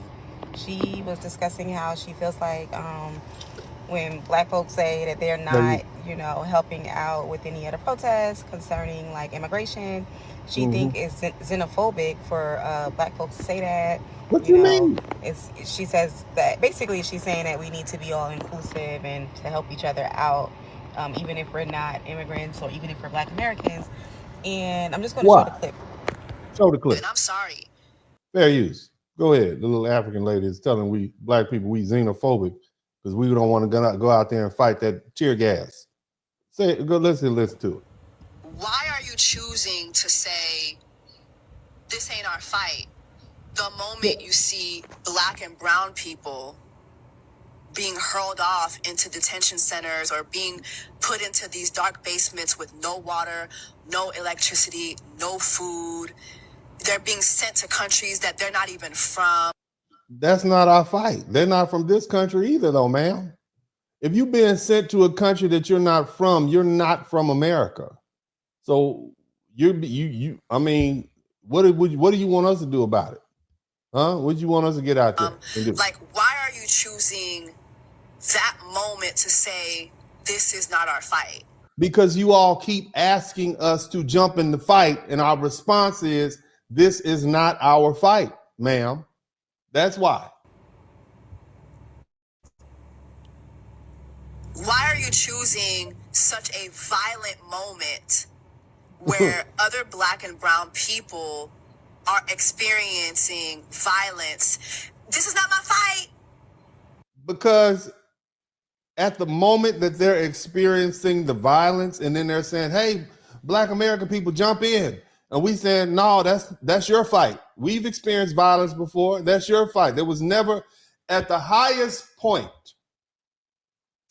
of slavery and bigotry that we had to deal with in this country, none of those African chieftains sent boats over here and said, send our people back. You know what you said? Matter of fact, you all participated in the slave trade.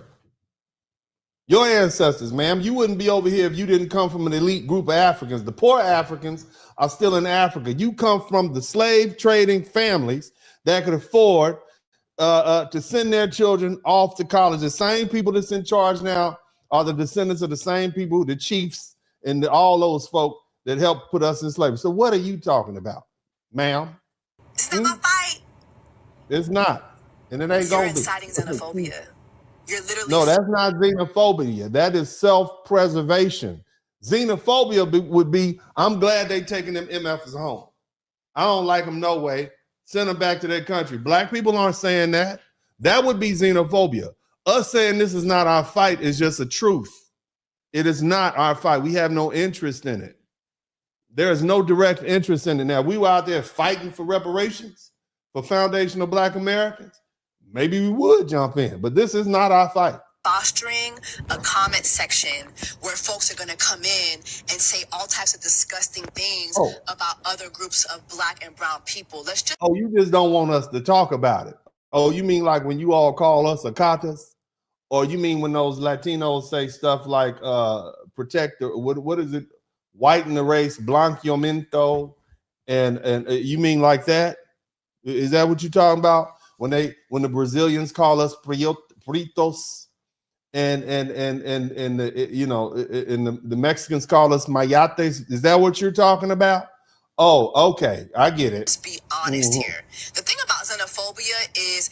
Okay, so as you saw in the clip, Jessie will basically explain that she feels like when Black Americans are saying that this is not their fight, their feelings are hurt, and that they should not, be quiet. They're not supporting the protests, right? I don't agree with the inhumane treatment of humans. None of us do. Terrible. We don't agree with that. But I think, I think some people are just like missing the point. I think sometimes Black folks, especially Black Americans who have been here for generations, we have like racism, like fatigue. Like we're tired of like the same rhetoric.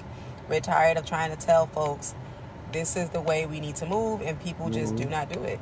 92% of Black women voted for Kamala Harris, and so many other folks voted for Donald Trump. They did. So I think it's more so. I don't think Black people mean any harm by saying it's not their fight. I think it's more so like, hey, we tried to warn everyone.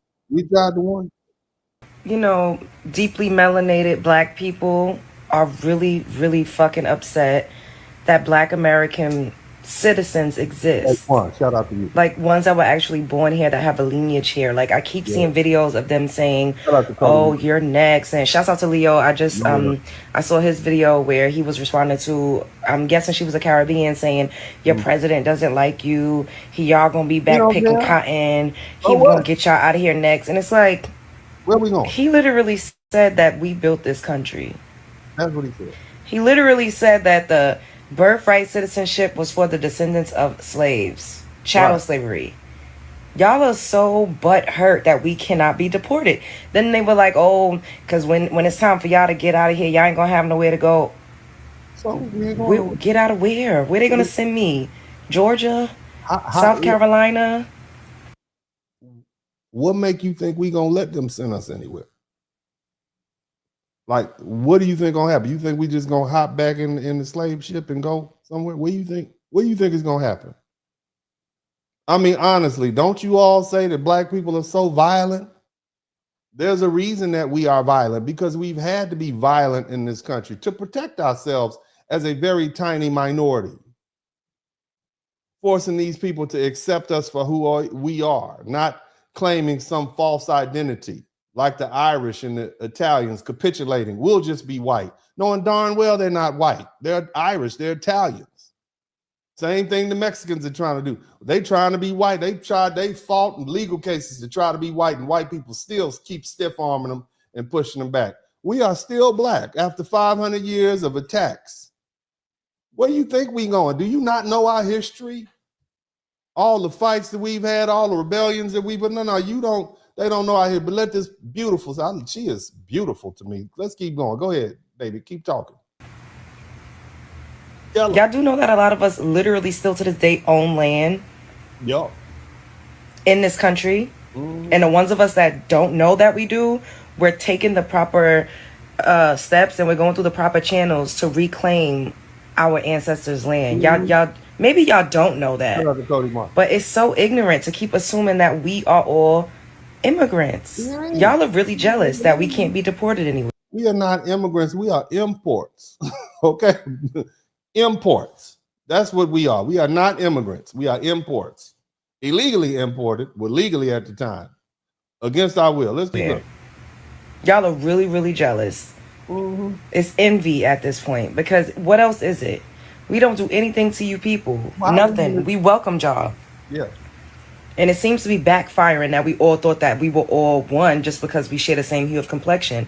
And I know I'm continuously making the same types of videos, but it's like, I keep seeing y'all making these videos talking about they keep coming for y'all, and then y'all always trying to attack slavery. Yeah. Y'all always trying to attack as if on the Caribbean.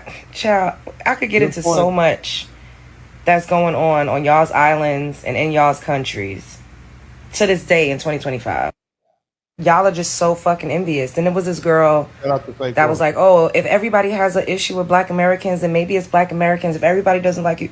No, that's not true. Because we literally do not start. We do not do anything to anybody. We've literally welcomed everybody that came to this country. I'm from Brooklyn, New York. Like, I saw a girl saying Brooklyn belongs to the Caribbeans now. New York belongs to the Caribbeans. And it's like, we still exist out there.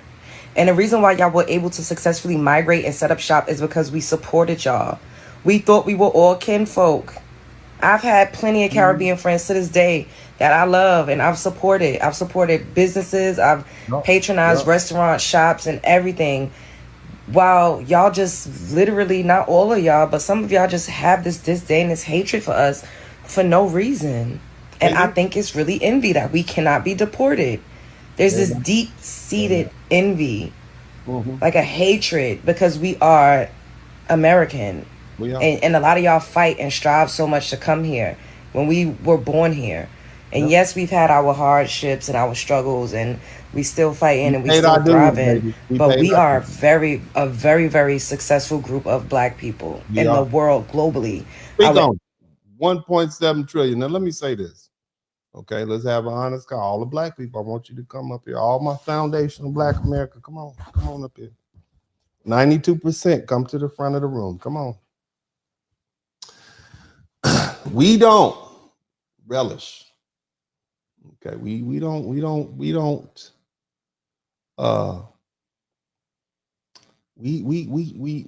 deplore violence because we're peaceful, loving people, non-violent, beautiful people.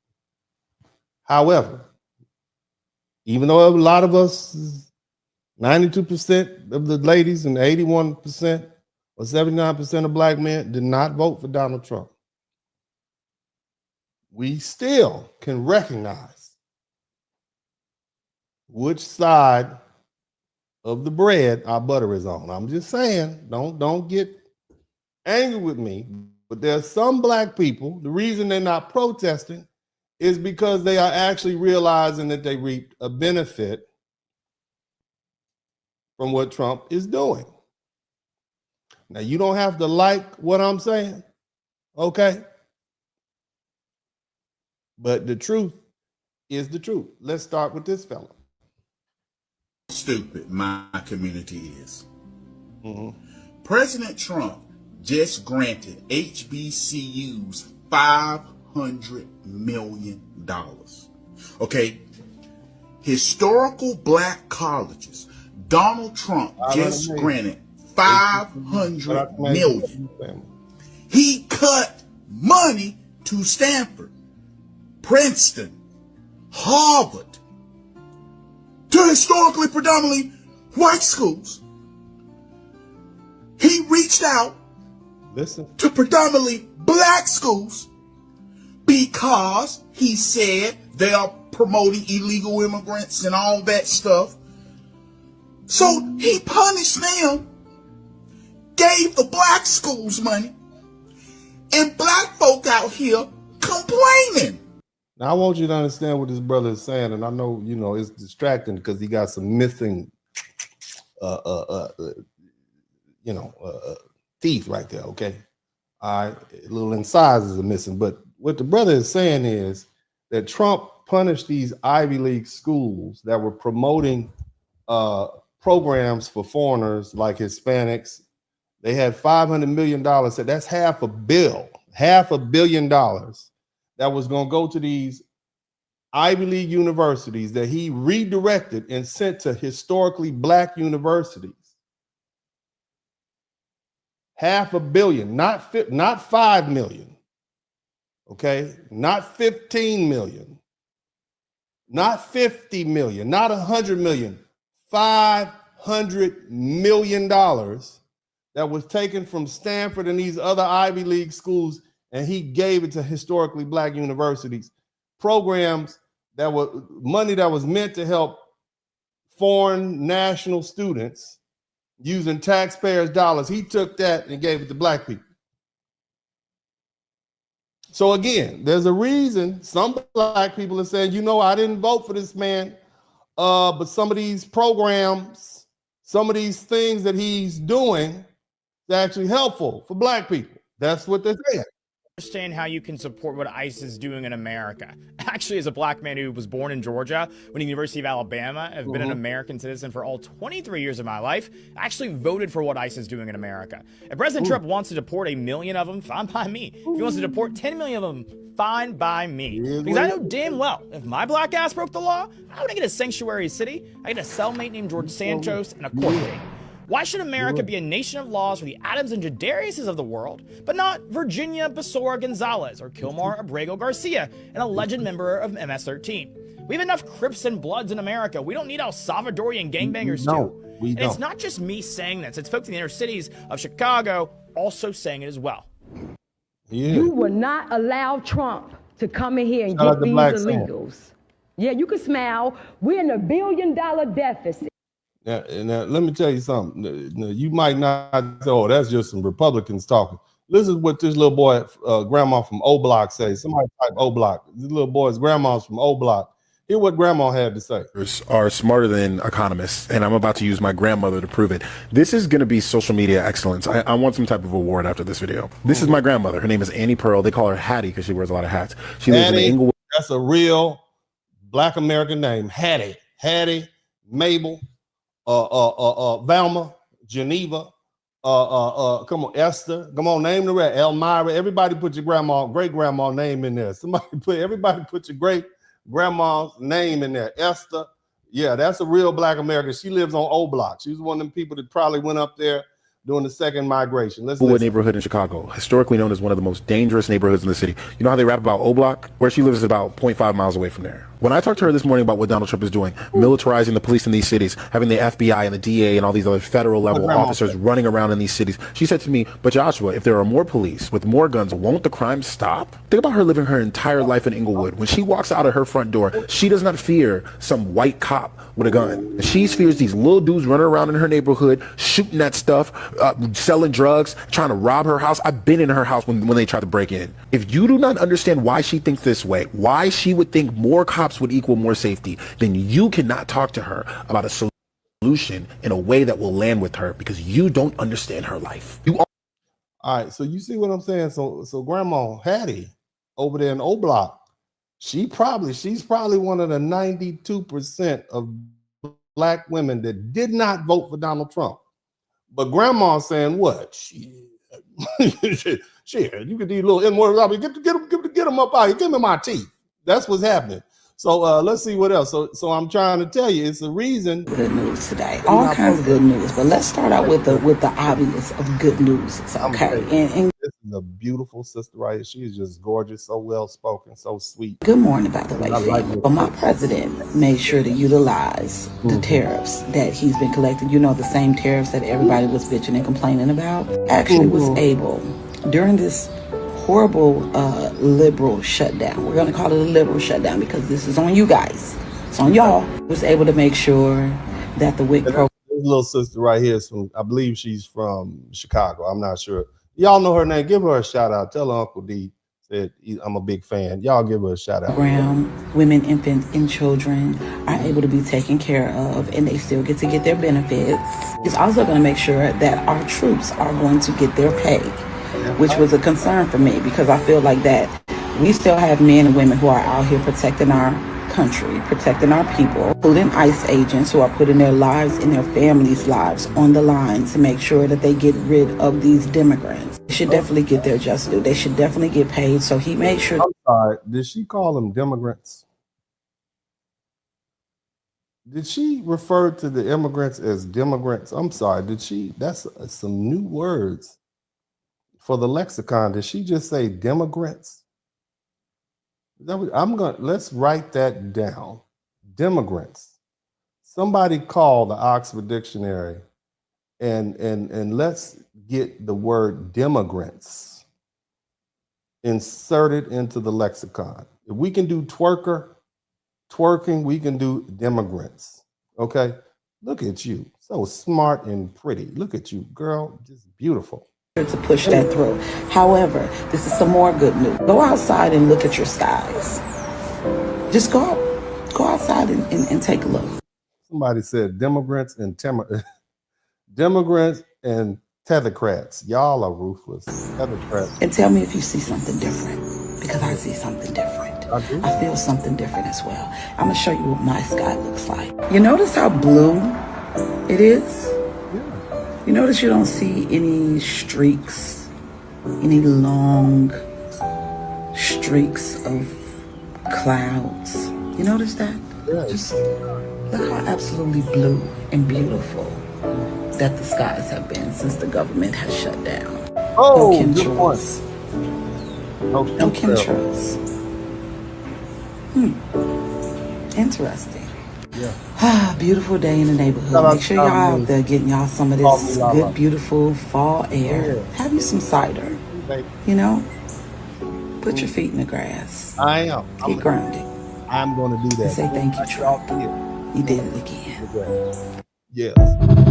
Some of it. Now look, I'm gonna be Uncle D got love for everybody, but you know, I told you I was voting for Trump. Not because I necessarily support Trump, but I support low taxes for me. Okay, because I say vote my interest. I don't tell y'all what to do. I tell people you are free to do what you want to do. If you are a school teacher, you need to vote Democrat because they are pro union. Okay, you need to vote Democrat. I'm gonna vote my interest. You vote your interest. Okay, I'm one of that 21% of black men who said hell with these goddamn Democrats. They charge too much. They giving all my money to these goddamn Venezuelan immigrant $15,000. Goddamn food stamps. I'm voting for Trump. I want to keep my money. Okay, I'm trying to pay low taxes. I'm just telling you. Okay, so I hate to see all this harm caused to these people out here, but I'm just telling you, I'm gonna vote my interest. And a lot of black people recognize that they've aligned themselves, at least this particular president, with Trump. And I voted in a lot of local elections. I definitely voted Democrat, but on that one, I went with it. Now, I'm not the only one. Keep listening. Okay. Oh, y'all voted for Trump. Okay. Fair use. Everybody in the house hate me. Shout out to Faquan. To the Republican vote. Like this apartment complex right here, I thought I was No, gonna have no, baby. but everything seems pretty open. Yeah. Yes, Lord. We have eyes and we can't see. Before we were Democrat. A lot of people don't know that, or they say the party switched. Yeah. I'm in here watching what he's gonna do with Chicago right now. Oh man, did you hear the other day he's trying to fix the housing, so he's trying to go away with the closing costs. Right? Yeah. Look at this man. See ya. I'm I excited. hope you get it. Thank you. How is any of that against our interests as black Americans? Okay, the man working on trying to fix closing. I'm just saying, how is that against. You want to know why black people are not out in the field? Because maybe some of us support it. I'm just saying, maybe our own self-interest trumps the problems that you literally have brought on yourselves because you voted for the man that's in office right now. I'm just saying, okay? Or you decided to come to this country without having the proper paperwork. I'm just saying, maybe that's not our problem. Have you thought about that? Have you thought that maybe this big heart that black people have had has shrunk a little bit, maybe a little, a little tidbit? Maybe we ain't quite got Grinch size with our heart, but it's shrunk a little bit because we realize you all are not looking out for us. I'm just saying, let's just be honest. Let's listen to this, and then we're gonna move on. For this one, but I'm not usually the one that gives a shit. I'm not gonna bite my tongue on this one. The black communities, you guys have been hit the hardest when it comes to feeling the effects of the illegal immigrant crisis in America. I know. Your communities, not ours. I know. You see, when about, I think 24 illegal immigrants were. Hold on a minute. To me, it looked like, let me see, these folk share something in the comment. Let me go back to a video that we viewed earlier. Let me see something. Hold on a minute. We need you. I think America needs you. Okay? And I know it's unfair after everything this country's done to you. Now look at the eyes. Look at the eyes. Let's go back. To Martha's Vineyard, those lily white people were like, not my neighborhood. And they worked. Do y'all see something similar in the eyes here?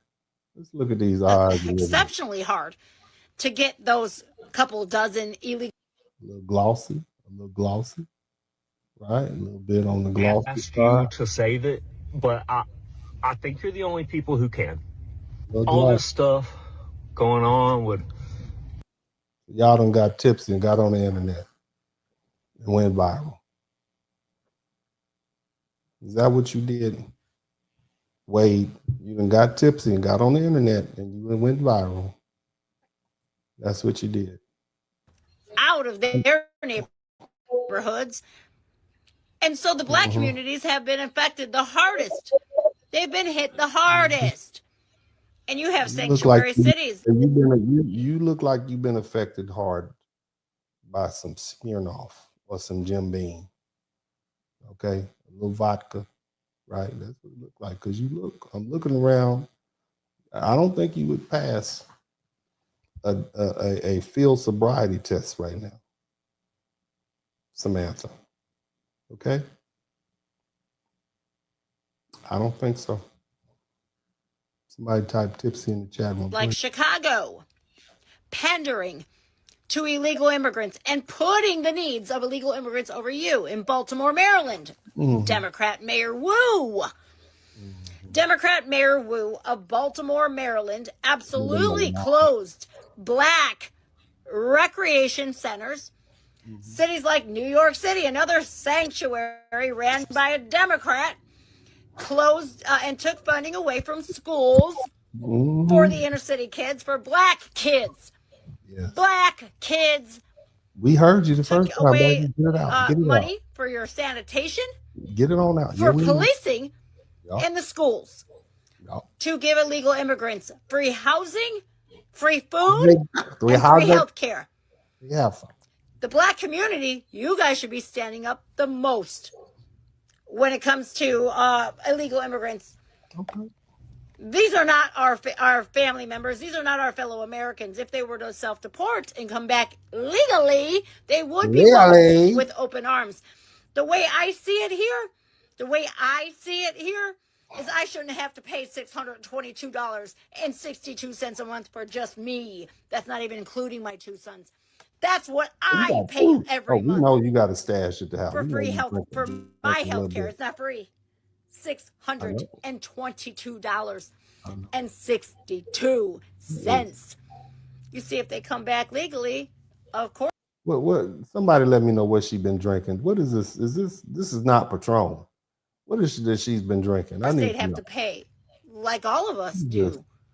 So I don't. Is it Jim Beam? What has she been drinking? Understand why more black people aren't standing up and saying something when your neighborhoods were affected the worst. Okay. There are some black content creators that are speaking up against it because they are brave enough Somebody said she got 2 black sons. to stand up. But when they do, you call them Uncle Toms. And the boy, you are telling the C truth. word, COONS. That's what you call them. How do you know all this about us? How do all these white people know our history and our internal conversation? How do y'all know all that? Why are y'all paying so much attention to what we got going on over here in Blackistan? When they're just trying to make sense of why the black communities were hit the hardest, you shit on them. Oh, you must be MAGA. You know what? Damn straight. Damn straight I'm MAGA, and I am not going to apologize for that ever. Ever. I see. Hey, I just have a question for the black. That's the conversation she had with her mom and her aunties. Why did you end up dating that black man? Oh my God. I'm not apologizing forever. Never. Okay? Ever. Go ahead, baby. Did you at least take your shoes off? That community. How long have the Democrats been promising reparations to you? How long? 60 years? Have you gotten any yet? Look at them eyes. Look at that. Look at that. See that right there? See, look at. I want you to look at the face of honesty. Let me.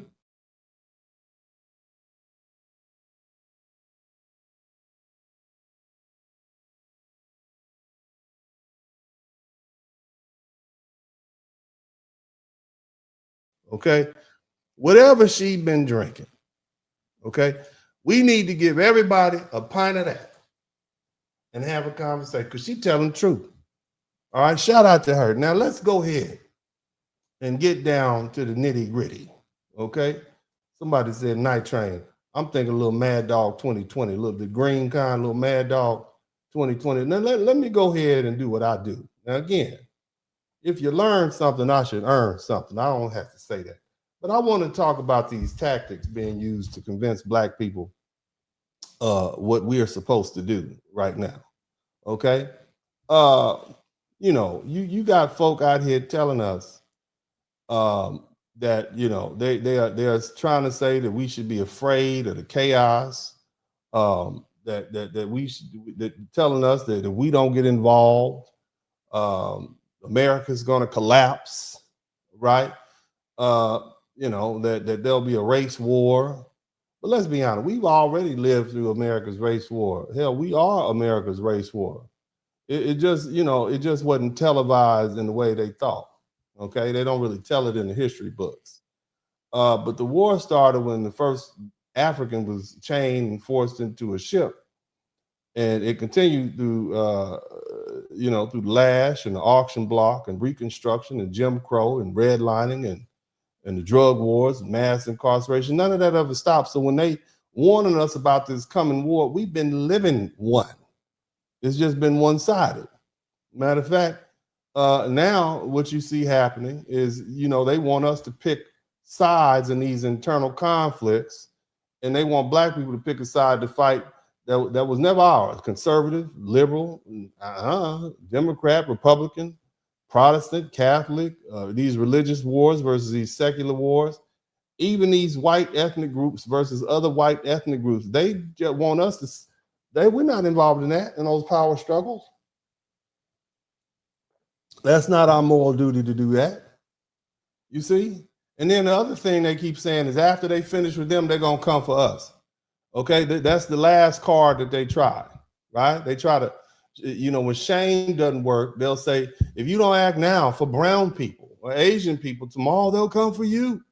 It's a classic play, divide, conquer, and pick off whoever's left. That's what they're saying. The line is supposed to terrify us. It's supposed to be afraid, get us to jump off the bench and do their bidding. But here's the blunt truth.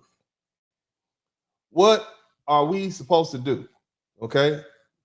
Or should I say, what is it that they have done, they can do to us that they haven't already done? We lived through everything they claim will happen.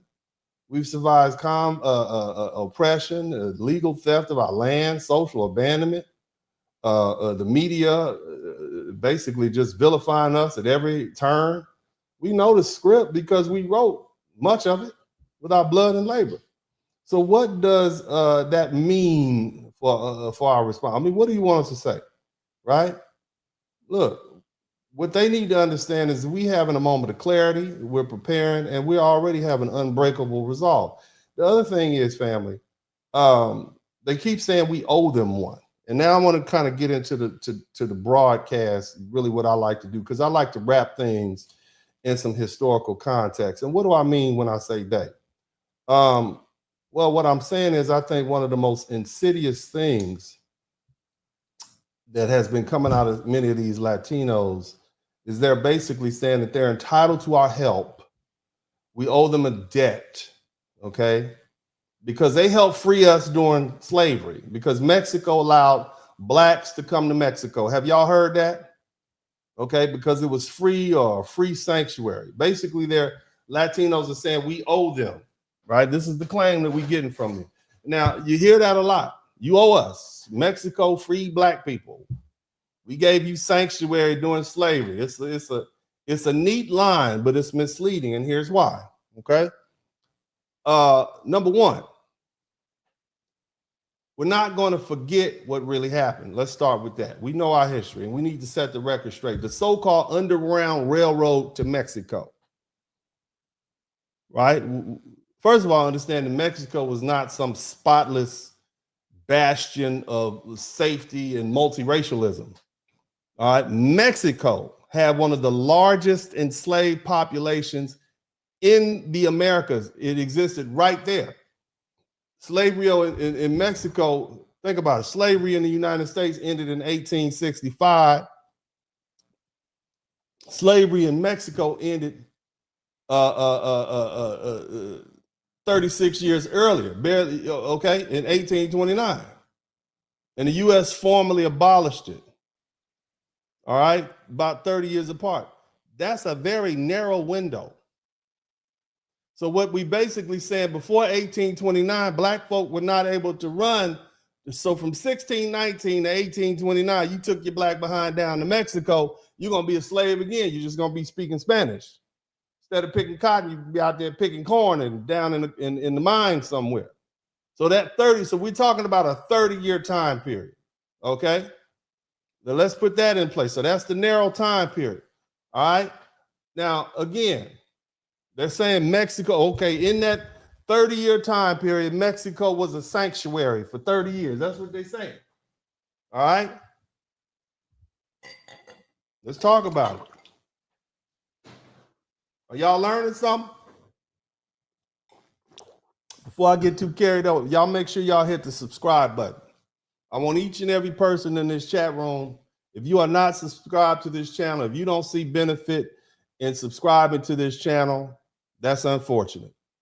I need you all to subscribe to the channel. I need you all to hit the like button. But more importantly, I need you all to subscribe to the channel. Don't forget. Okay, don't do it later. Subscribe now. I want to see my subscriptions go up. All right, we're working here. Subscribe to the channel. Half the people who view my broadcast every day, whether you're looking at it live or later, subscribe. And keep in mind, YouTube will unsubscribe you. There's absolutely no reason I shouldn't have 250, 300,000 followers, subscribers. But unfortunately, I've been, saying these things for a long time, saying these unfavorable things. And so YouTube artificially unsubscribes people to my channel. I probably had thousands of people unsubscribe. So make sure you subscribe to the channel. I'd like to get that 100,000 in the next few months, God willing. But nevertheless, so Mexico is basically saying, the Mexicans are saying, well, we greeted these black slaves with open arms. Okay. And I've already established that couldn't have been more than a 30-year time period. Okay. Now, understand this. It wasn't these white or mestizo elites that you see here. who think they're better than black people. Okay, it was the Afro-Mexicans, the people of African descent inside Mexico that embraced us for that 30 years. Here's something that many of you may not know. The second president of Mexico was an Afro-Mexican. He was a black man or a man of African descent. His name was Vincent Guerrero. He was the one that abolished slavery. Okay? Now, that was unfavorable. The Mexican elites didn't like that. And what did they do in response? They assassinated the man very soon thereafter. They unalived him, the president. That's what they did. And so these very people who are now claiming this moral high ground, you know, they were among the people who couldn't tolerate a black man leading their nation. Now let's talk some numbers, because let's get down to the nitty gritty. How many people do you think black Americans who fled Mexico or fled to Mexico from the United States down? But keep in mind, some of these places weren't even states at the time. Some of the stuff on the other side of Mississippi was just territory. Shout out to Alabama, Clay Child. How many people do you think in that 30-year time period after slavery was abolished in 1829 to 1860, when the Civil War started, how many black people do you think? Give me a number that they're bragging on. How many do you all think? Because we're going to talk these numbers. All right, how many do y'all think? 1 million? You think 1 million black people? 1.5 million? How many y'all think? 100,000, right? Had to be at least 100,000 because they're making a big deal about it, right? They're making a big deal about it. So it must have been a huge number, right?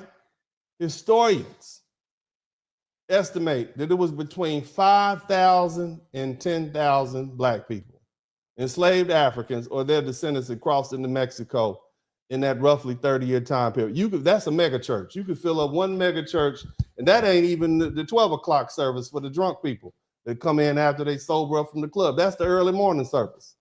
That's a 5,000 to 10,000 people. That's one mega church in America. One mega church full of black folk decided to walk down there to Mexico, cross the Mexican border, all right, in that time period. That is a tiny fraction of the millions of black people. It was at least 4 million black people in the United States in 1860, according to the census. And so of that 4 million, you telling me 5,000 to 10,000 people out of million, and you want all of us to jump in because 5,000, 10,000 black Americans who were enslaved at the time went to Mexico. That's not a mass exodus.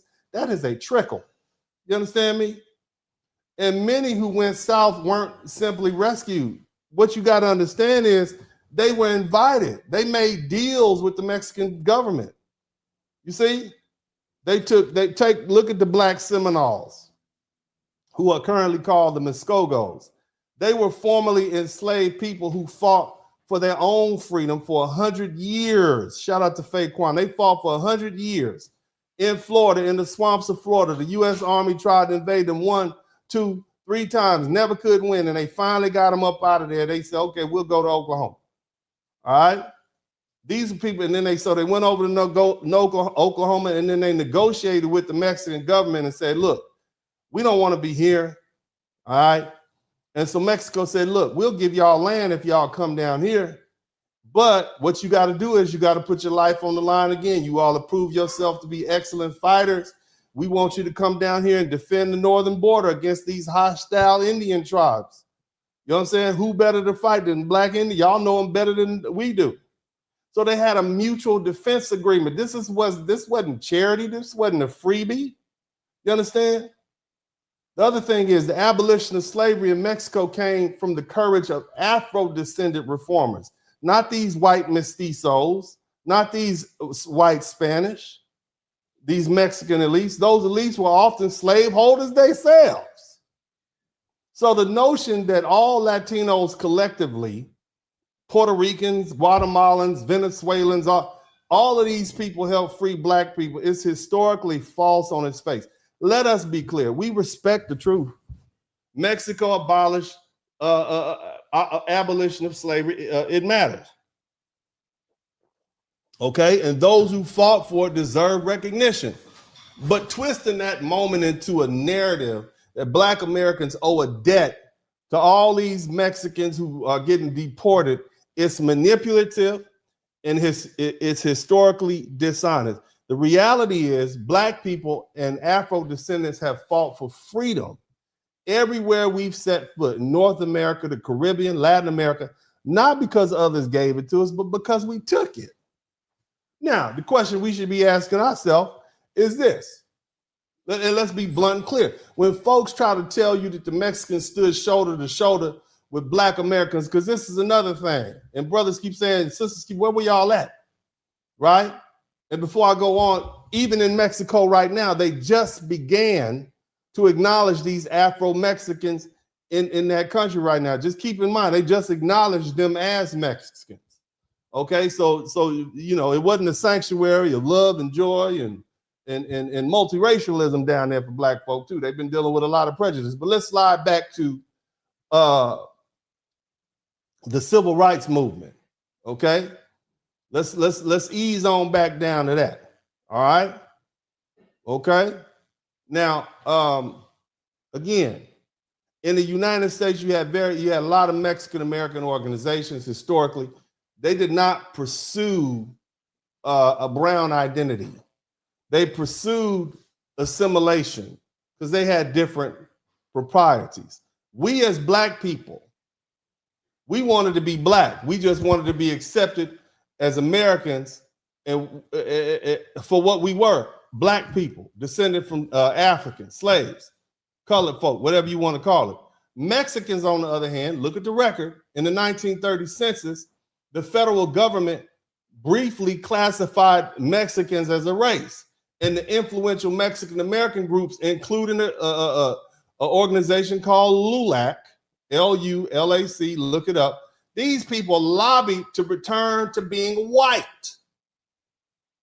These brown people, you've seen Mexican, these brown people said, no, we want to be classified as white. Okay, ever since, so they fought to be reclassified as white. That tells you something about the political strategy that they had at the time. Okay, our survival and their taxes were different. They wanted to survive through assimilation. Okay, you see, they didn't want to participate in the Black civil rights campaigns and be recognized for what they are as Black. They said, no, we'll just blend in with the white folks. You see, that's what they wanted to do. So you need to understand that. And in fact, some of their leaders said, hey, you know what? We're not involved in that. You see? Let the Negro fight his own battles, was what one of their leaders said. Let the Negro fight his own battles. One of the presidents of LULAC said that. So you need to understand what's really going on. Understand that. Now, the cold part that we need to really address is this. Why do these people feel like they're entitled to our protection? Why do these Latinos and all these other, we understand why the Africans think that we're supposed to jump in with them. Brother, that's funny. We brother, until we start talking about, how about those papers? How about that dual citizenship? Oh, no. We brother, until we talk about, well, brother, why did you and your sisters sell us into slavery? Oh, no, we want to send people. We were not to send people. No, we're different. Oh, so we are brothers when it's convenient to you. But when we start talking about, well, where was this brotherly and family unity when y'all sold it? Oh, no, we weren't the same tribe. Think about that. Now, let's slide so we understand where they're coming from. All right? Now, let's slide on into this conversation about why these Latinos feel entitled to that protection, our help, okay? Why do they think we're the help? Okay, and many of you all may not understand this, some do. They come from nations structured by a rigid class and color hierarchy. The system where the light-skinned and white-looking Latinos and elites, they sit comfortably at the top, and the Black people and the indigenous people, they're pressed to the bottom. And that mindset doesn't disappear when they arrive in America. it just gets repackaged into this polite language. They still expect Black Americans to be moral foot soldiers, the ones who take the hits so they can keep their hands clean and their reputations intact. And when we don't jump up and fight on command, they're offended. They interpret our silence as arrogance. You see, to them, our refusal to bleed on their behalf is ungrateful. Our refusal to jump out there and inhale tear gas, how dare they?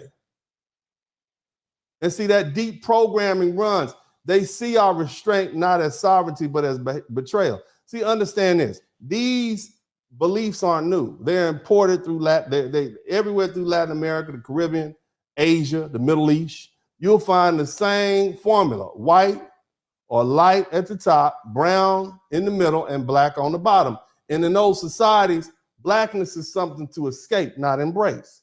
So when immigrants from those countries come to America, they bring those same class reflexes with them. They look at foundational Black Americans not as equals, but as people who are supposed to be at the bottom.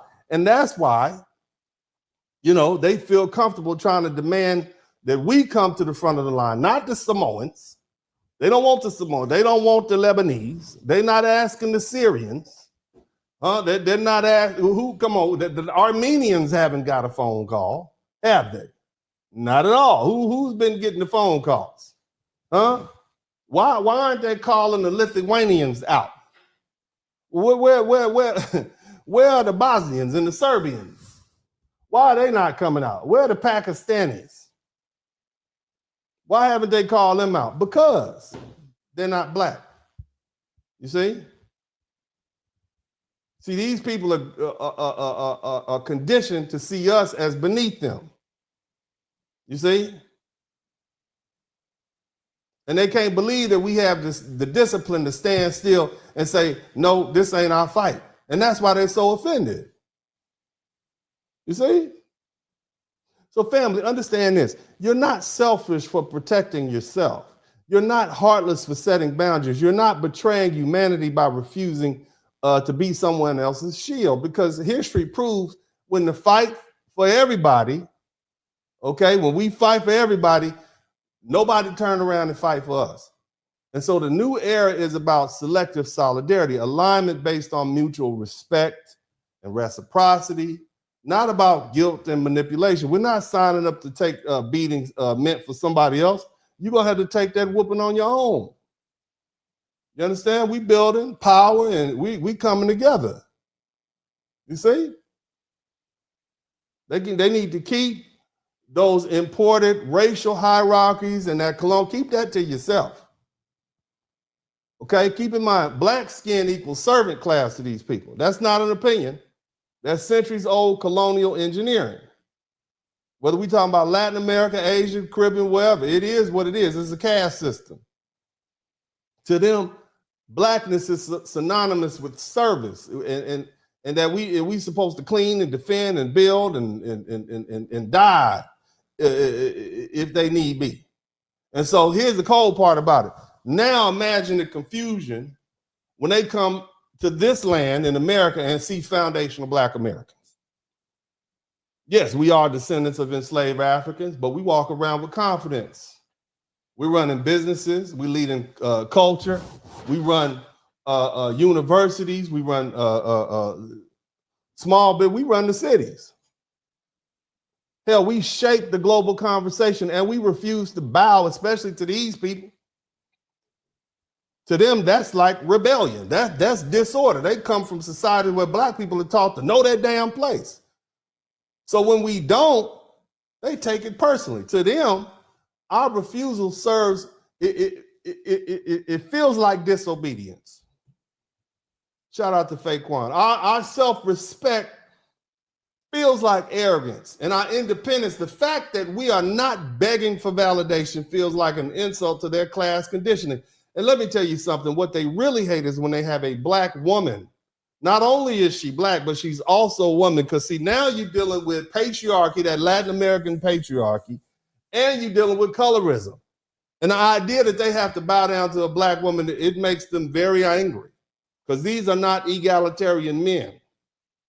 And any of you passport bros who've been anywhere in South America, Central America, the Caribbean, any one of those Muslim or Asian countries, you know quickly how they treat their women, which is why they're so happy to see your black behinds coming over there.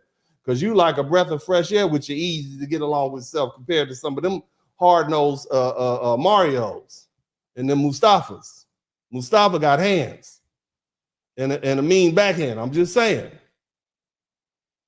But again, when these people come to this country, it's an inverted reality. You see? They have to come over here and work under us. You see? And that's why they call us lazy. Think about the irony. The very people who immigrate here to take advantage of the system that our foundational Black Americans ancestors built. And you heard the white people said it. I can let it play again. The white people said that it was us that built this country and we overcame the change. You heard what Ginger Wade said and Tipsy Tina. You see? We're the economic foundation of this nation.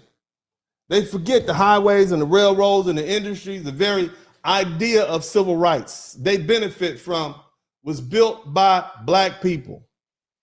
Our sweat and our ingenuity and our muscle and our blood. Again, this country was not built by immigrants. It was built by settlers and enslaved people. And don't you ever let these immigrants tell you it was built by, they didn't bring their butts over here until after it was all together. It was built by settlers and enslaved settlers and imports brought against their will. And see, here's the cold part about it. They call us, what they're seeing now is exhaustion. See, generations of unpaid labor, decades of exploitation, centuries of doing work nobody else would do. And so at this point, we learn to say no. You got to understand, these people are so, why I keep playing with you, I'm teasing you all. Why are they not calling the Samoans? Why are they not calling the Swiss? Where are the Armenians? Why are they not calling them? You got to understand something. These people's sense of identity depends on us being beneath them. And in their countries, Black people working, serving, suffering gives everyone else a sense of superiority. It's the same dynamic colonialism taught them. You're not white, but at least you're not Black. So when they come here and see all these fabulous, wonderful, successful Black people doing well for themselves and refusing to be servants, in fact, most of them are our servants. They out here cutting our grass, putting our roofs on our houses, serving us alcohol or whatever at the corner store, doing some of you ladies out there getting your feet done right now. We refuse to be pawns because we refuse to jump in front of those batons. And what that does is it shakes their self-image to the core. They can't function without a class beneath them. They can't breathe without they can't breathe without someone to look down to. And that's why they keep trying to push us out into that role again through guilt, because they feel like we're supposed to be out there. So don't fall for that manipulation, all this fake coalition. That ain't gonna fly no more. You see, things are different now. We see the game. We understand the expectations for us, and it's not our time to sacrifice our money, our blood, our time, etc. You see? Let me say something. All the white folk, I want all the white Americans to listen to me. I'm going to explain something to everybody in here. First generation, second generation, wherever you from around the world. Let me explain something to you. The American understanding, there's an understanding that exists between Black people and white people. See, in this society, there's Black and there is white. There's nothing else. Brown, yellow, Asian, red, you will never be in the conversation. Because Black and white is the foundation of America. And I know that, that's xenophobic. I'm just telling you what it is. Every other group, every other category fits somewhere between or around that dynamic. For 400 plus years, the central social tension in this country has been the relationship between Black people and white people. It shaped the laws, it shaped the economy, the culture, even the language. Every immigrant who arrives here, whether you're Asian, Hispanic, Arab, Caribbean, African, you entered this nation that was already structured around that binary. So when I say black people and white people, we have an understanding. I don't mean it's harmonious. I mean in the sense of familiarity. We lived through centuries of confrontation and negotiation and coexistence on this soil. We've learned each other's cues and codes and contradictions. You don't want to know why black people sat our ass down? Because we see them white people about to cut up and act a fool. We ain't about to get out there. We've seen that before.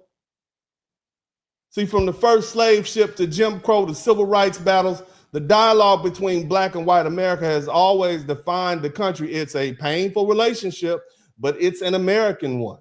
We both built this system, one by domination, the other by endurance, and now we both live in the consequences of it. That's why even when we disagree, there's still a kind of fluency between us. We know how to read the room. We know the history that underlies every word. There's a shared vocabulary that newcomers don't understand. You don't have it. Shout out to Johnny Harris. That's what people miss when they talk about people of color and unity. And culturally, I'm gonna say this. I, as a foundational black American, a middle-aged black man whose lineage traces back hundreds of years, I have more in common with the typical white, working or middle-class Anglo-Saxon Protestant Christian man than I do somebody who just got off the plane or walked across the border. Why? Because we grew up under the same media and the same constitution and the same public school myths and the same national traumas in Vietnam and 9/11 and the Challenger explosion and civil rights era and Cold War. We might have stood on opposite sides of those events, but we shared them. Some man from overseas doesn't share that context. We didn't live through the busing debates and the crack epidemic and the deindustrialization of the 1980s or racial politics of American churches where the most segregated hour in America is 11 o'clock on Sunday morning. You foreign people don't carry the psychological residue of centuries of black and white coexistence. See, cultural proximity isn't the same as cultural allegiance. We might not always like each other. And I'm not saying this, I'm some white folk I'm cool with. Some white folk, I love them to death, appreciate them. And I'm not talking about individuals. Some white folk out there, y'all married to some white folk. You got some relatives, you cool as hell with them, cool motherfucker you ever know. You see what I'm saying? And I'm sure there's plenty of them to say the same thing about us. You understand? That don't necessarily mean we're aligned culturally. You see? We don't necessarily always have to like each other, but we understand each other. We both know what the American game looks like, who built it, who runs it, who benefits, and who pays. Immigrants, on the other hand, you still learning the rules. You're still interpreting the American race relations through the lens of your own hierarchies in your own countries. And what that does is it often leads to arrogance and misunderstanding. You all are getting yourself in trouble. You think you can import your class system here. You think you can set yourselves up above foundational black Americans. What they don't realize is the entire social construct was written long before y'all arrived. You're a guest at a table that was already carved out by 4 centuries of conflict, bloodshed, and war between black people and white people. That's why I say the more, and shout out to Yaya's kids, all right? I have more in common culturally with a white man who's a real American who's been here for generations than a foreigner who's trying to figure out how this country works, whatever color they are. And the white man and I both know what this land costs. We both got ancestors buried in it. One from exploitation, one from exhaustion. And hell, it's some white folk right here who are Irish and Italian who've been here for hundreds of years, and they understand too. We both understand what America promises and how often it fails to deliver. That shared reality is its own language. So no, We don't need to pretend that a random immigrant who arrived 5-10 years ago all suddenly understands our struggle better than the people we've been locked in history with for centuries. This country runs on black and white as an engine, and everyone else rides in the back seat of that car that we built, and that's it. Now, at the end of the day, black Americans are Americans, not by accident, not by immigration, but by blood, history, and endurance. When people talk about immigrants building this country, they forget that we're the country's first unpaid workforce. The majority of the work was done before they got here. The people who literally built its infrastructure, it got jump-started its economy and its identity, that's us. We're not new arrivals. We're the original Americans, in the truest sense, forged in this land, imported to it, bred in this land, bred on this land. Our ancestors' bones are buried in this land. Most of us can trace our lineage back to the 1700s, sometimes even earlier. Our ancestors were here before the Statue of Liberty, before Ellis Island, before the flood of European immigrants who arrived here in the 1900s. While the Italians and the Irish and the Polish and the Jewish families were stepping off the boats between 1900 and 1920, our families had already been here for 200 years, farming the soil, shaping the language, fighting in every American war from the Revolution onward. We didn't come here looking for opportunity. We created the opportunities others came here looking for. Every brick in this nation carries our fingerprints, from the plantations that funded Wall Street to the railroads, to the ports, to the cities that powered the Industrial Revolution. It was black labor, black skill, and above all, black suffering that built America's foundation. Shout out to Faquan. So when people tell us to go back, or when immigrants try to lecture us on how to assimilate, or we next, the irony is thick. Our ancestors were already here when most of their ancestors were still learning how to spell America. And if we want to go even deeper than that, the connection between Africans and this land goes back long before slavery. Look, before Columbus discovered anything, Africans were already traversing the Atlantic Ocean. So you got scholars like Ivan Van Sertima and others who documented the presence of Africans exploring as seafarers and traders who reached the Americas centuries before first Europeans ships set sail.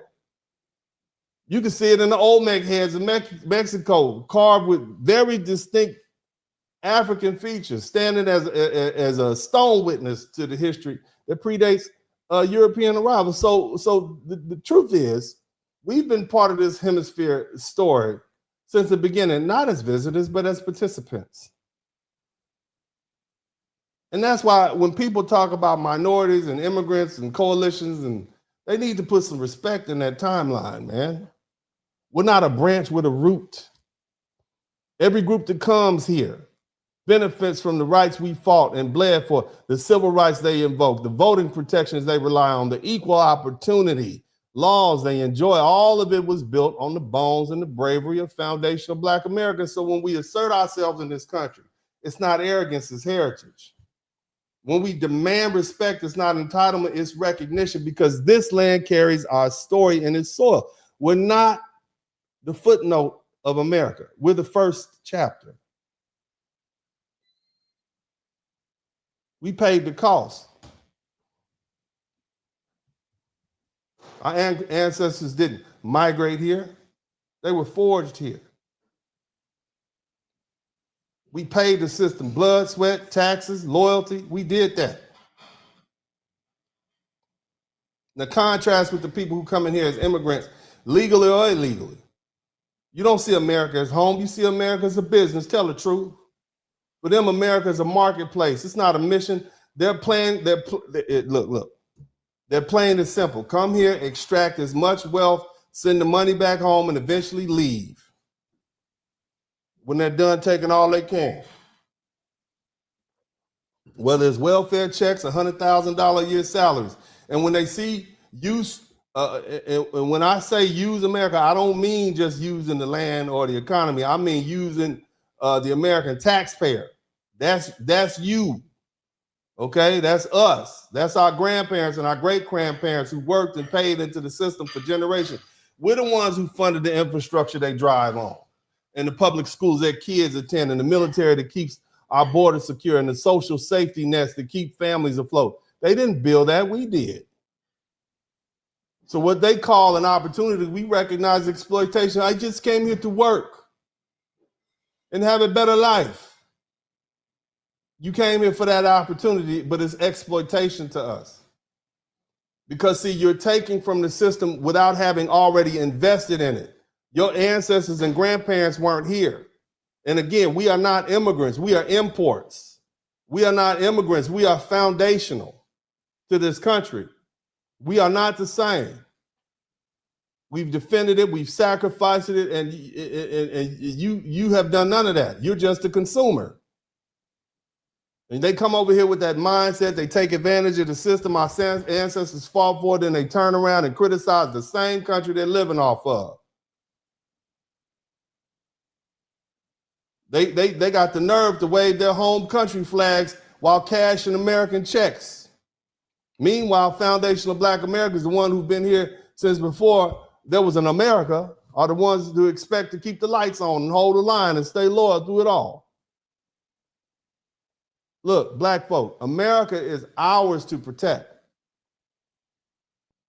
And you need to understand that our relationship to this country is different. We don't see America as a pit stop. We see it as home. It's the only home we got. Our ancestors built the foundation, and we have the right and the responsibility to maintain and protect it. So when we talk about keeping America strong, it's not nationalism, it's legacy protection.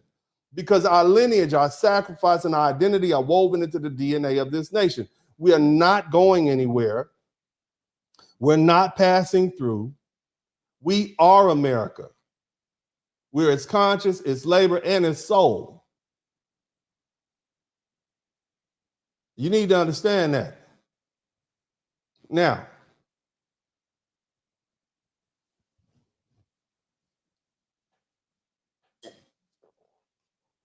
we're as American as it gets. Our roots run deep in the soul.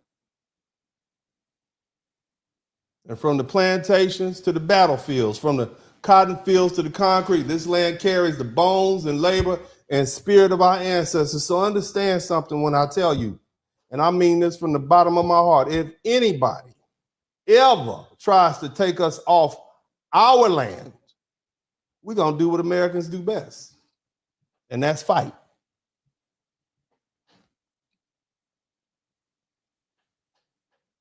So we're not worried about getting deported,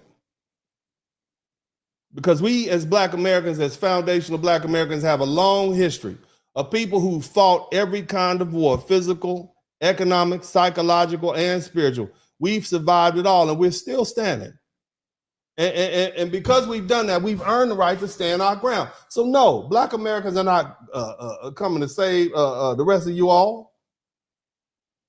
We already done our part. We fought the wars, we built the cities, we took the beatings, and we forced this country to confront its own hypocrisy. Now it's your turn.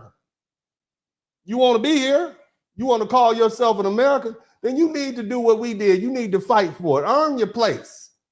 The same way we earned ours. And if you survive the struggle, if you can build something lasting out of it, then you paid your dues. But until then, you are on your own. We're not getting off the bench this time. We're not marching for you. We're not bleeding for you or protesting for you. We've already carried this nation on our backs for centuries. We're not stepping in front of another damn bullet meant for somebody else, because we understand something that most people don't. Sacrifice without reciprocity is slavery. And we're done being anybody's damn moral labor force. We've already fought in every war. The war for freedom, the civil rights, the war for economic survival, the war for dignity. We paid our citizenship in full with interest. So all you newcomers and opportunities and politicians looking for another group to do the heavy lifting, you are on your own. We'll be over protecting what's ours, our families, our people, our black men and black women. This is the time for us to get back together. Let's put that gender war aside. We need to protect the culture and protect our legacy. Look, foundational black Americans are not abandoning America. We are America. But one thing we done saving everyone else. We've already done enough saving. It's time to protect what we built by any means necessary. Now, let me go ahead and read these super chats. And then I'm going to give y'all this blistering closing statement because it needs to be done. We got 27 super chats, chatting it up. Shout out to Team Cyber One, respect. Shout out to K Green Music. Thank you for your work. Shout out to Cheney G. Thank you. Learn something, earn something. Y'all know y'all learned something. I put that whole argument about Mexico saving all the black people ran to Mexico. It was 5,000 people. That's a Sunday church service full of people. I know you learned something. Go. Thank you so much, Mr. Spurley. You shared the wisdom. Appreciate you, baby. Good looking out. The Teflon Sean, $1.99. That's funny. Shout out to Teflon Sean again for the $1.99. Shout out to Coach Mitchell. Shout out to my girl Penny Ford. What's up, baby? Thank you so much. She's over there in Germany hanging out. What up, Critical Thinking Tribe? The blacks woke up. Well, some of us. Thanks, Uncle D. No problem, baby. Black saying, thank the ancestors. We got citizenship. We are all heroes and heroines. Our superpower is truth. Yes, it is. We got 28 super chats. Maybe we'll get to 30 before I finish. Penny Ford said they looked around and found that the only attack dogs are Maxine Waters, Al Sharpton, and Jasmine Crockett. If you follow a fool, you're worse than a fool. Funny. Good stuff. Shout out to GoGo. Thank you so much. Love the stream and the chat. Thank you so much, fam. Faquan, thank you so much. Cody Marshall, good looking out. Good to see you here, Cody. What's up, my brother from New Orleans? Shout out to you again, Cody Marshall.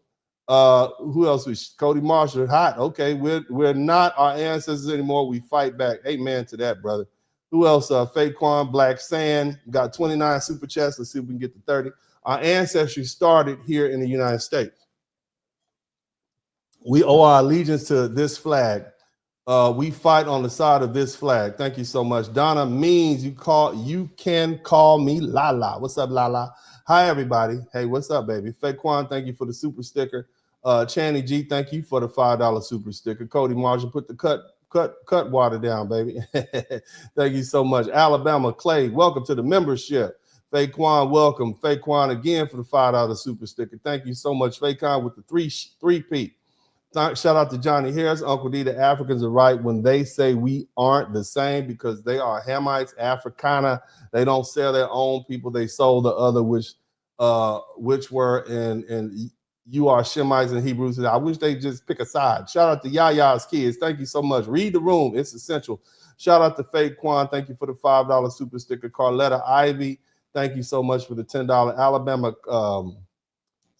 Clay Child, thank you so much. And that is all of the super stickers.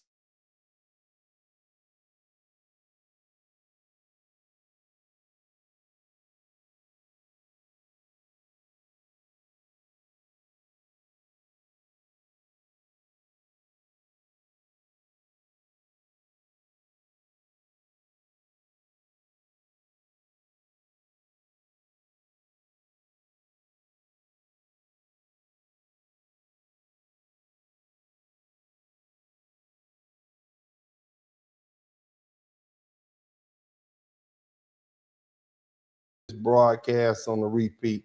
I need you to subscribe to the channel. I'm not done yet. I'm gonna give you some smoke. Okay. I need you all to understand that I need you all to go ahead and subscribe to the channel. Help me get to where I need to get to. Shout out to everybody who's going to watch it on the rebroadcast and contribute with the super hearts, et cetera, et cetera. But in the meantime, let me lay this down for you. I need y'all to understand something. There's a gentleman, his name is Kevin D. Roberts. Okay. And the man is clearly obsessed with black life.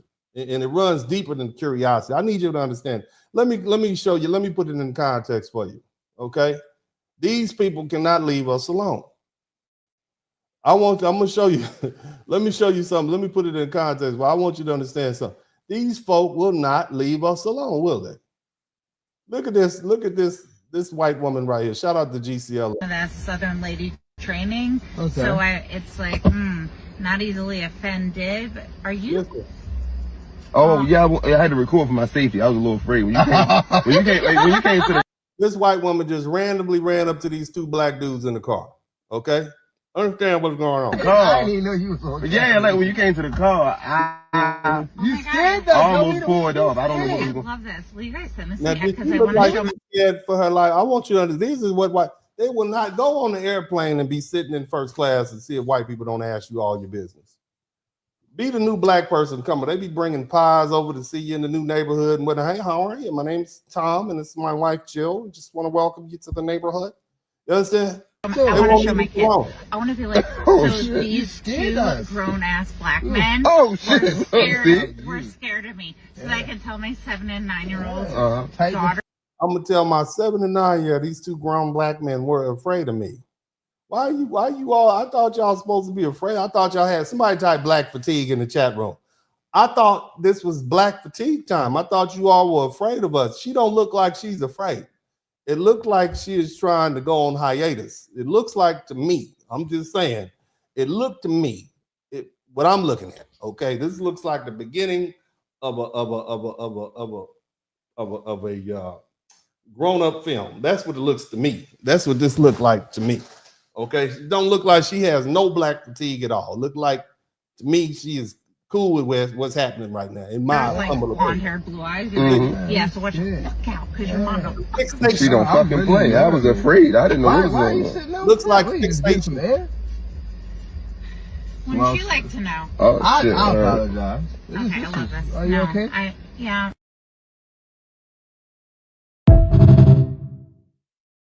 To me, that look like fixation to me. All right. And she is not the only one. Okay. Again, I mentioned his name earlier. The gentleman's name is Kevin Roberts, Kevin D. Roberts. Shout out to who is that? Just came? Sage. My man Sage Talk Media. What's happening, brother? This guy, Kevin D. Roberts, he is the man, like a lot of white folk claim to have, shout out to all the white folk who are infatuated with black people. He claims, they all have this black fatigue, but then they have this obsession with black life. And it runs deeper than just curiosity. It reeks of infatuation. This is a very, very, very white man. Okay. Not only is he white, he is the president of the Heritage Foundation. He is the chief architect of Project 2025. Right? Okay. And this man, let me tell you what he did. He spent his entire career studying who? Not his own people, not the history of the KKK, not the Nazis, none of that. He spent his entire academic career studying our history. All of the subjects in the world, he chose to center his intellectual legacy on enslaved Africans of America. And his record speaks for itself. The man got a PhD from the University of Texas in 2003. What was his dissertation on? Slaves and slavery in Louisiana, the evolution of Atlanta, a dissertation dissecting the lives of enslaved in the Gulf. So basically, this man read all of these historical periodicals about what black people were saying during slavery. This is what the man did. He got a master's degree from Virginia Tech in 1999. The African Virginian extended kin. The prevalence of West African family forms among slaves in Virginia from 1940 to 1870. You see if this is odd. He spent his life peering into the lives of foundational black Americans, charting our pain, tracing our patterns, decoding our silence. But make no mistake, this wasn't reverence, it was recon. Shout out to all my military folks. He was doing recon. Because Kevin Roberts is not just a historian, he is a strategist of control, a man attempting to weaponize what he learned from our suffering into a political blueprint under Donald Trump. The man literally came up with a manual design and engineered in trying to dominate us through order and chaos. You understand? Okay, he believed that, let me tell you what he thought. What he thought was that the next national crisis, black America would once again become an emotional labor force for America's drama. He thought our outrage would be predictable, our tears televised, our bodies in the streets, our pain, the propellant for his policy. See, they're trying to usher in these policies. He imagined riots, not reason, flames, not focus, because see, what they saw was that George Floyd spark in the tragedy.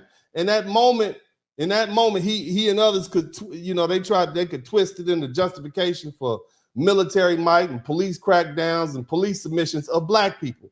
He envisioned a rerun of Bloody Sunday, a chance to reenact the theater of state violence under the guise of law and order. He thought the cameras would return. He thought we'd dance again to the same drum of reaction. He expected hashtags and CNN, right? This is what he thought. They were going to video this, film the cycle of oppression and spin it again. In his mind, we were dependable. Our rebellion was predictable. Our anguish was exploitable. Shout out to Where's the Love. He truly believed that the Black people who built America's conscience would remain forever trapped in its as its unpaid therapist. You see? And that the emotional janitors, if you will, of this empire. But this time the playbook failed. The streets stayed calm. The fires never came. The cameras starved. And that silence he mistook for submission, but was actually strategy. You see? Look, let me tell you something, man, and I don't really get too religious. What Kevin Roberts and the rest of these soulless miscreants don't understand about foundational Black American people particularly, we are God's chosen people. We are the descendants of those who endured the furnace and emerged forged, not broken. He and people like him don't understand that discipline is the new defiance. We don't perform on command.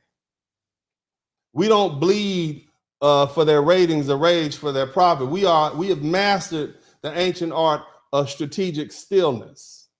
That the same quiet our ancestors used when they plotted revolts in coded songs, when they prayed in whispers that sounded like surrender, were actually war signals. And so now they are confused because they mistook our composure for compliance. They thought we'd forgotten how to fight, when the truth is we simply learned how to win. You see? That's all that happened. These people truly believe that the next national crisis, they will be able to utilize that video footage and come after us.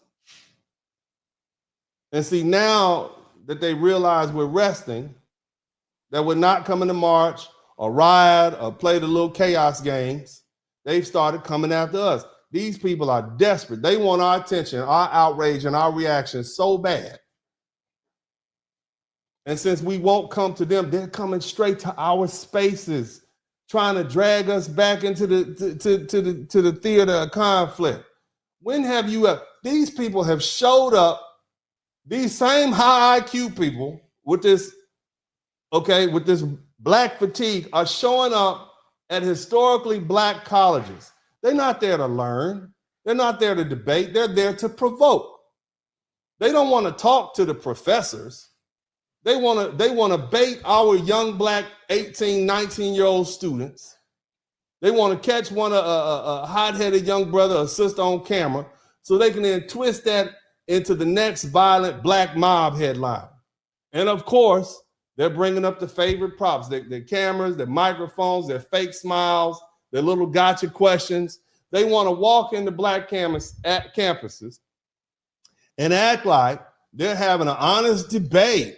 And when really they're sitting up for a viral moment, because this ain't about truth. It's about footage.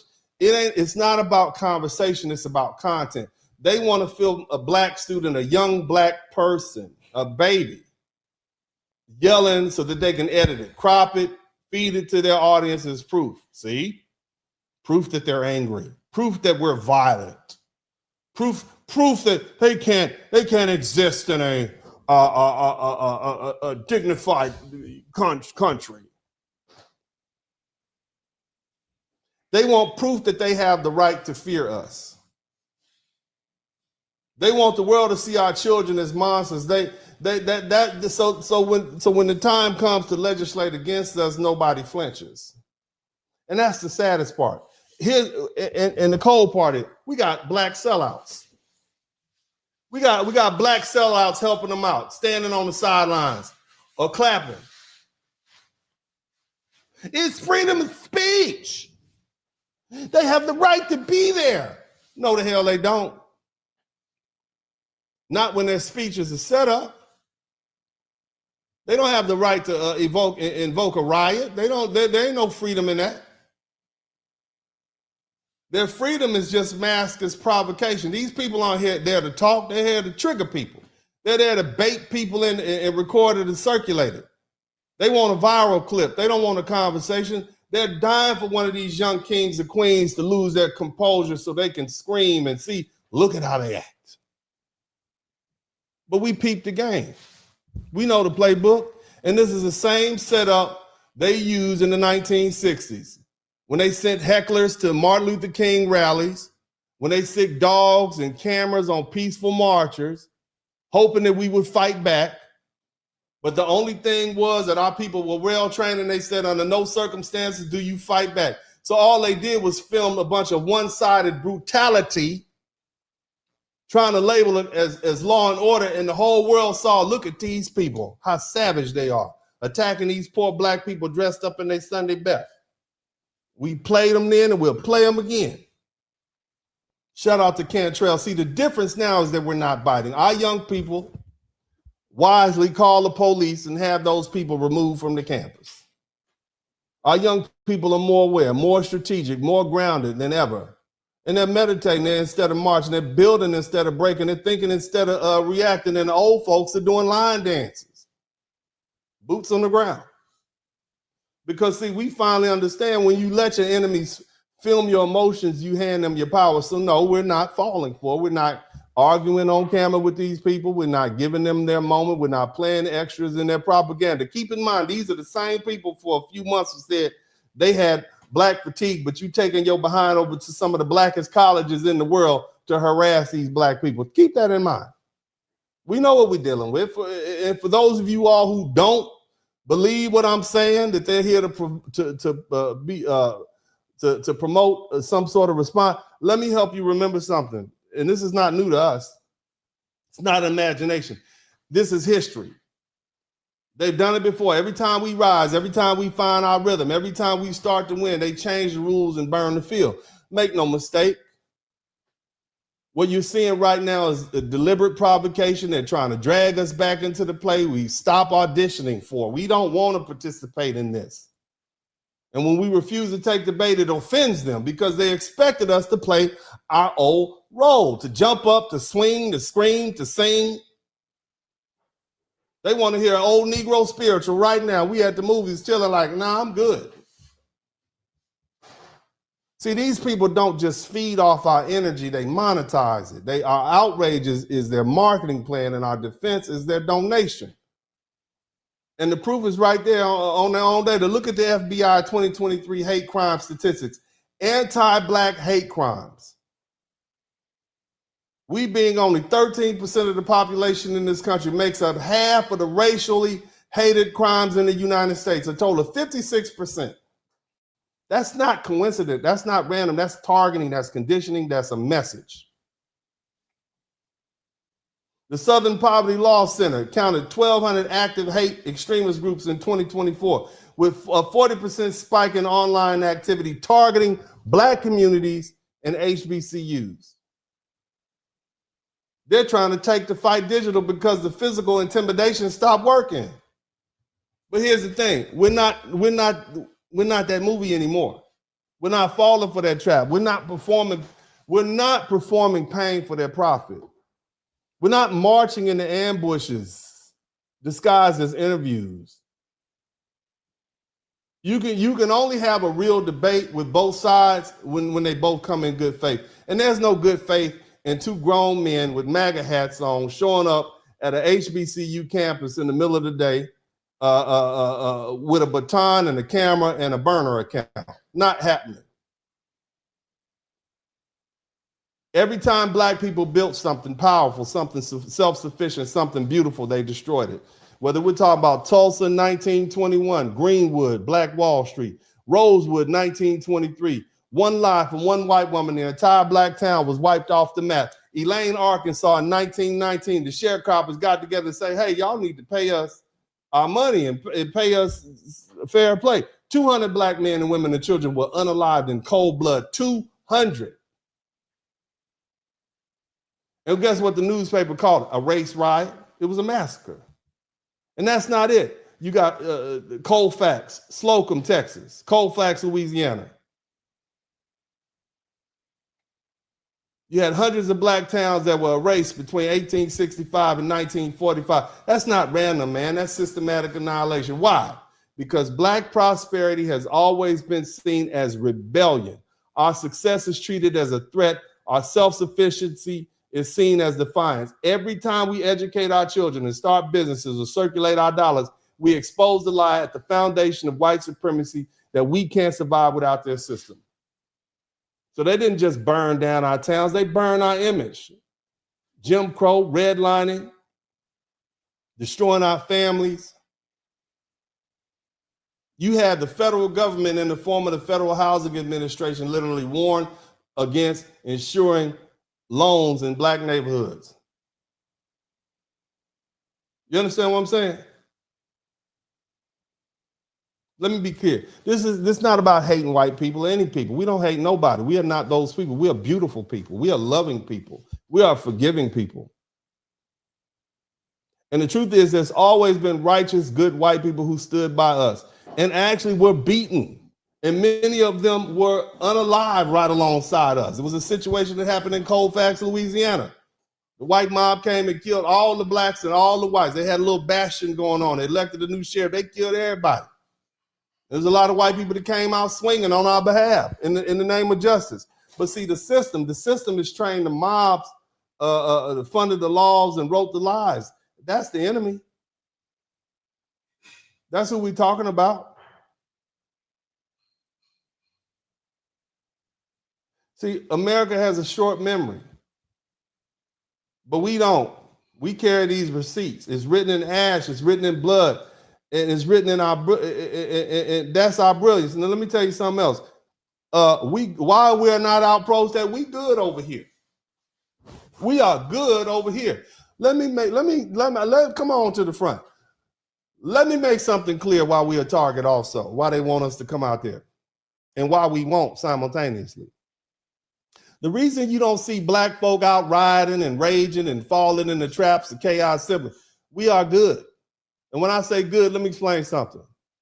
Irrespective of the noise you hear on the internet and the gender wars and the debates and the distractions, underneath all that, we are striving. We're arguing on the internet. Okay, cool. Because we can, because we got time to do that. Because we're not broken. Those are growing pains. You got a bunch of young black people out here. Of course, they're going to be arguing about relationships and what they want. That's what young people argue about, relationships. We in breeding age. That's the sound of people evolving, not collapsing. See, we've learned that power doesn't always have to perform. We don't need to make a scene to make a move. Because while they're watching for protest signs, we're signing contracts. While they're expecting fire in the streets, we're lighting up boardrooms and classrooms and bank accounts. At this moment in history, Black Americans stand as a living proof of resilience, intelligence, and progress. We are not a defeated people. We are a rising power. Understand these facts collectively.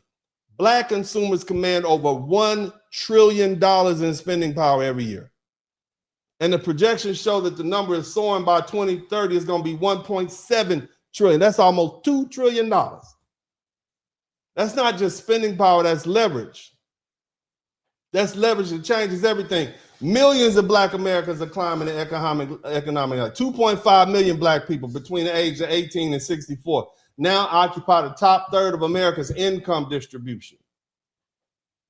That's transformation in motion, not theory, but fact.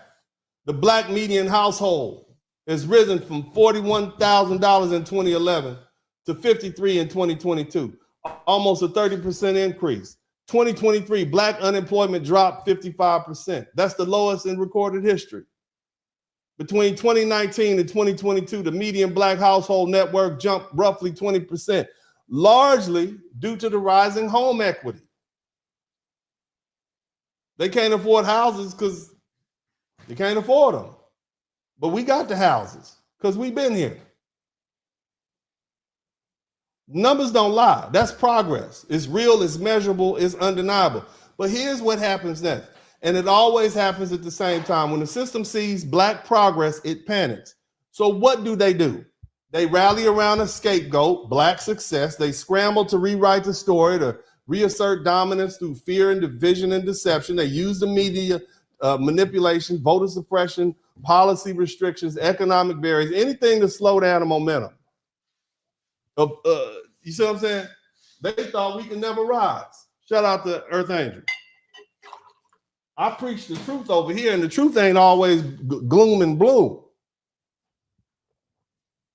We've already won, considering where we came from. No matter what they tried, the courts, the newsrooms, the legislators, the streets, the truth remains. We dominate. And domination isn't about violence or volume. It's not about who yells the loudest or swings the hardest. Domination is endurance, it's intelligence, it's adaptability, it's faith. And we got all that in spades. So no matter how many storms they summon, how many narratives they twist, how many walls they build, we rise again and again and again, every generation stronger than the last, because while they're obsessed with stopping us, we're obsessed with building us. You see? And so now we're not marching because we're moving differently. Why are these rich, successful black people gonna mess up their manicures and scuff the tires on their BMWs and Mercedes Benzes and Bentleys to come out there and duck tear gas with you all? We're not burning buildings, we own the buildings. And that's what they can't stand. And after everything is done, everything they've tried, we're still here, smiling, working, winning, because no matter how much their structures fracture, we rise.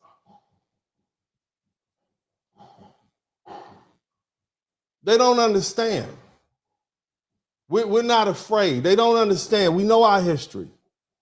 For 400 years, we fought every step. They don't realize the so-called law they passed, every line, they drew every protection they built for themselves was out of fear. Fear of us, fear of our rise, fear of our willingness to fight back. We know our history, every sacrifice, every rebellion, every victory, every drop of blood. See, the problem with revisionist history is that they don't know the real story. They think black people just sang spirituals and waited for Lincoln to sign the Emancipation Proclamation. They don't know about the black warriors in the maroon communities.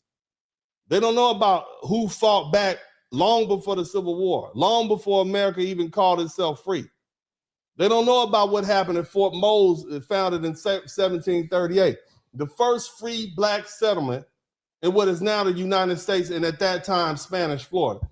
That was a fortress of freedom, a beacon for escaped slaves, long before the Declaration of Independence ever claimed liberty for men. They don't know about the Stono Rebellion in 1739 in South Carolina, one of the earliest, largest uprisings in British colonies.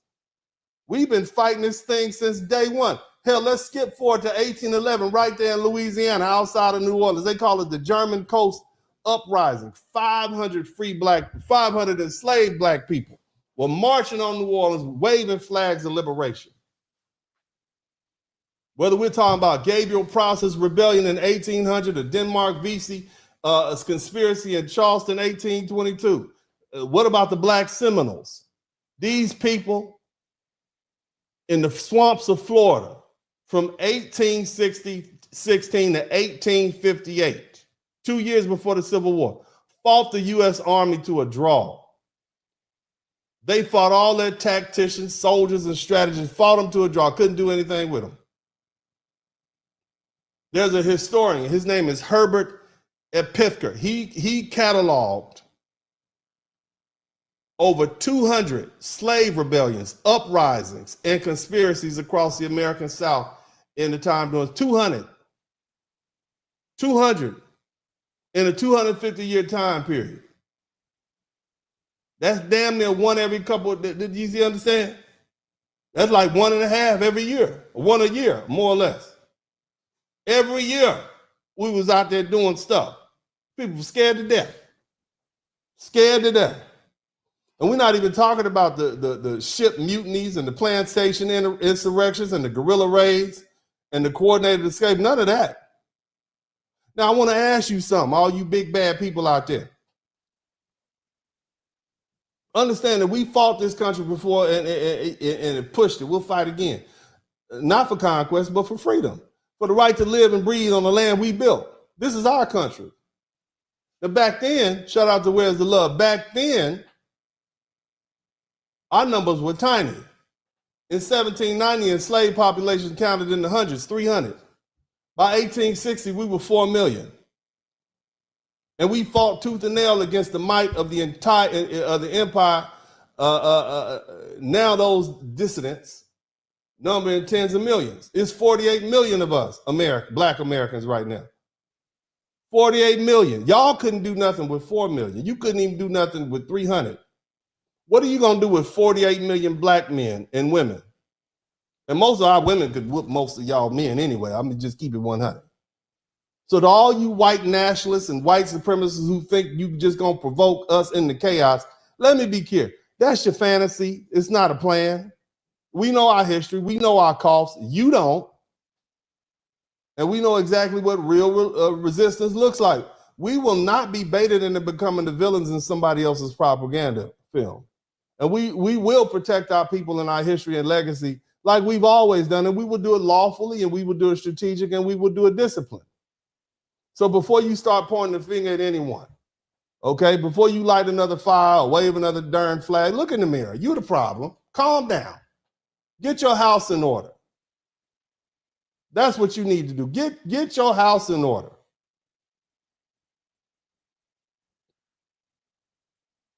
You got 57% of the people, sex abusers in 2021 are white. 79% of the family violence offenders are white. 74% of the victims are white. You need to clean up what's going on inside your house. While we've been rising and building and evolving, you've been unraveling. White supremacists, you got to look around and ask yourself some hard questions. This is their problem. They don't know, how can these people, these very ones that we were taught was beneath us, now be thriving and creating and leading and excelling? And the answer is simple: because we never stop moving forward, even when you chain your own feet.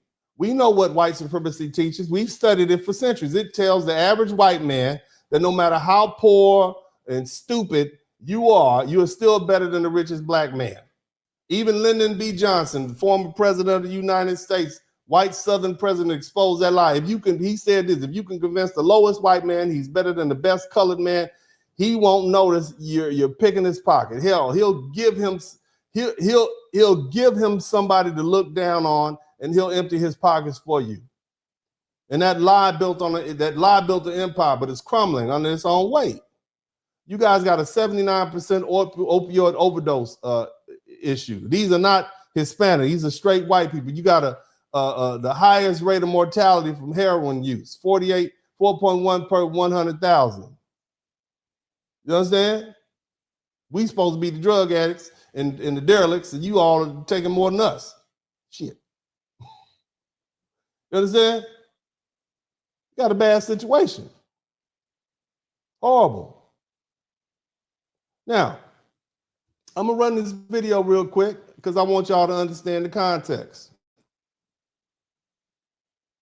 And I know some of you are a little cussing mad because you saw it earlier, but we gotta let it play. Little Asian lady. This is what this came from. Little Asian lady decided she wanted to talk to y'all. Let's let the little Asian lady play. Y'all hit the number 1 button if you can hear it clearly. I want you all to hear what's being said.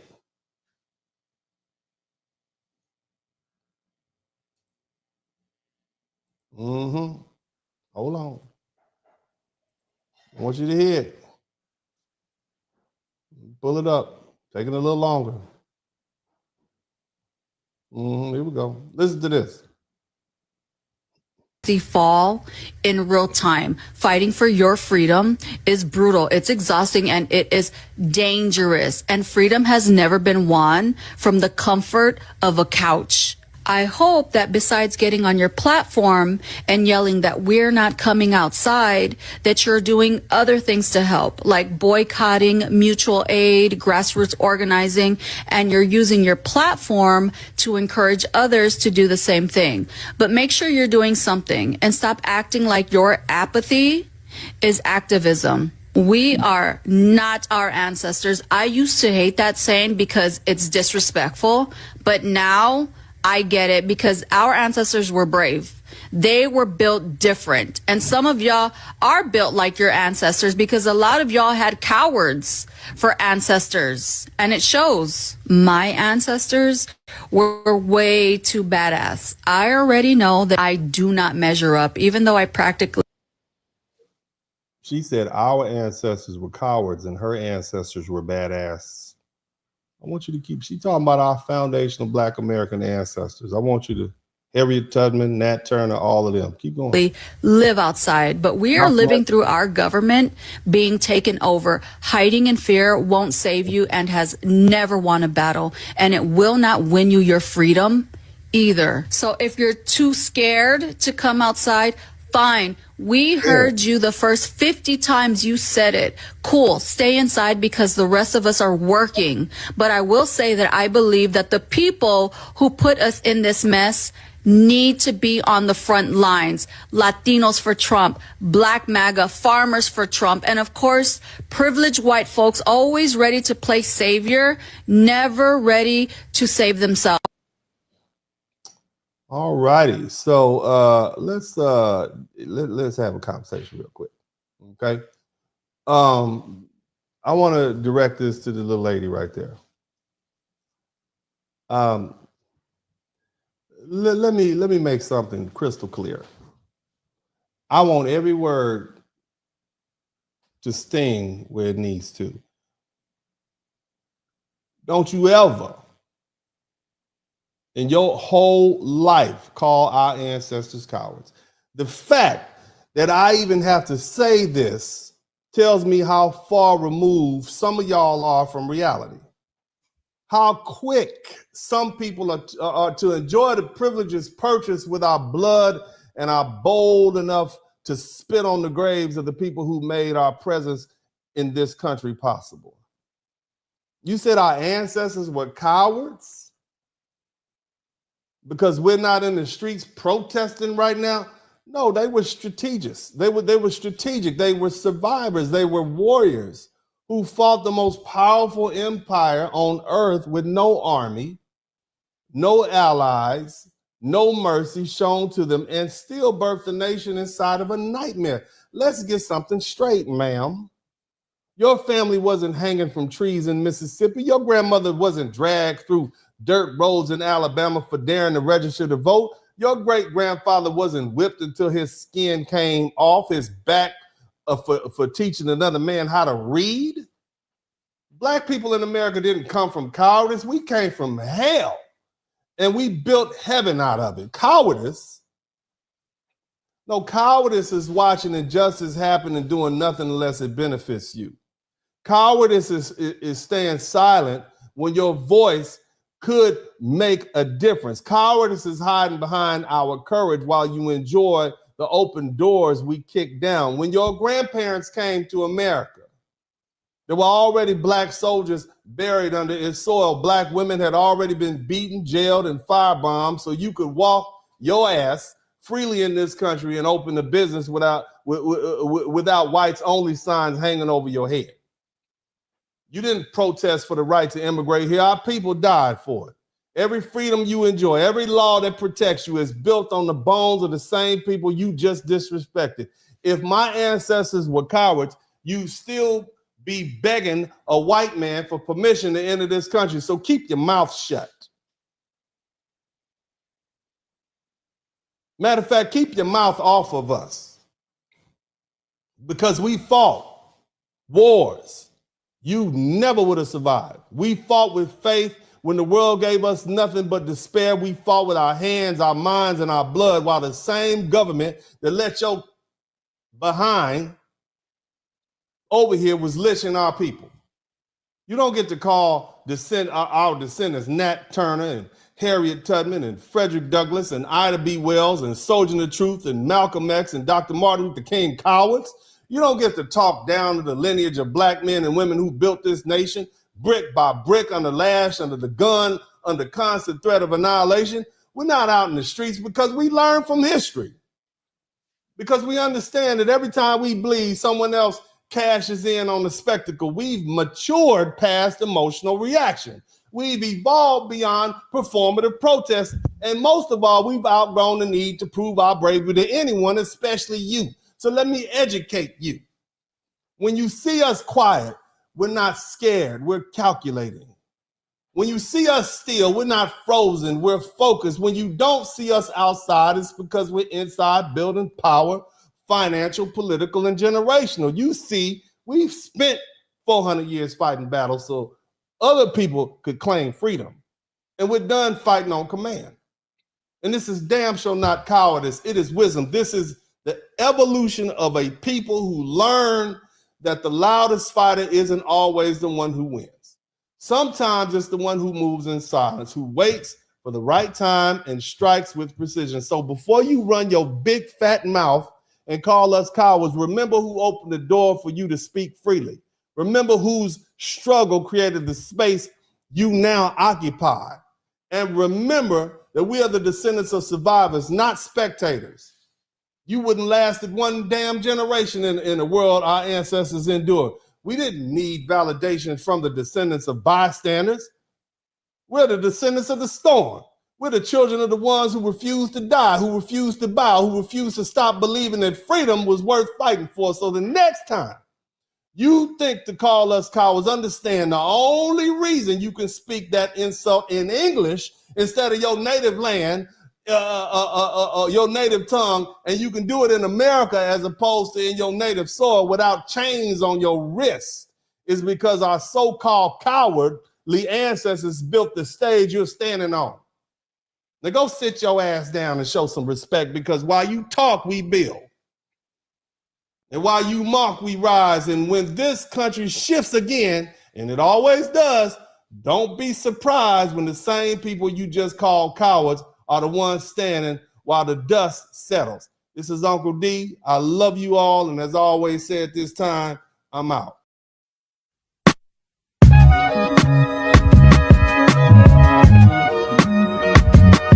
Dennis Burling Podcast. Hit the like button, subscribe.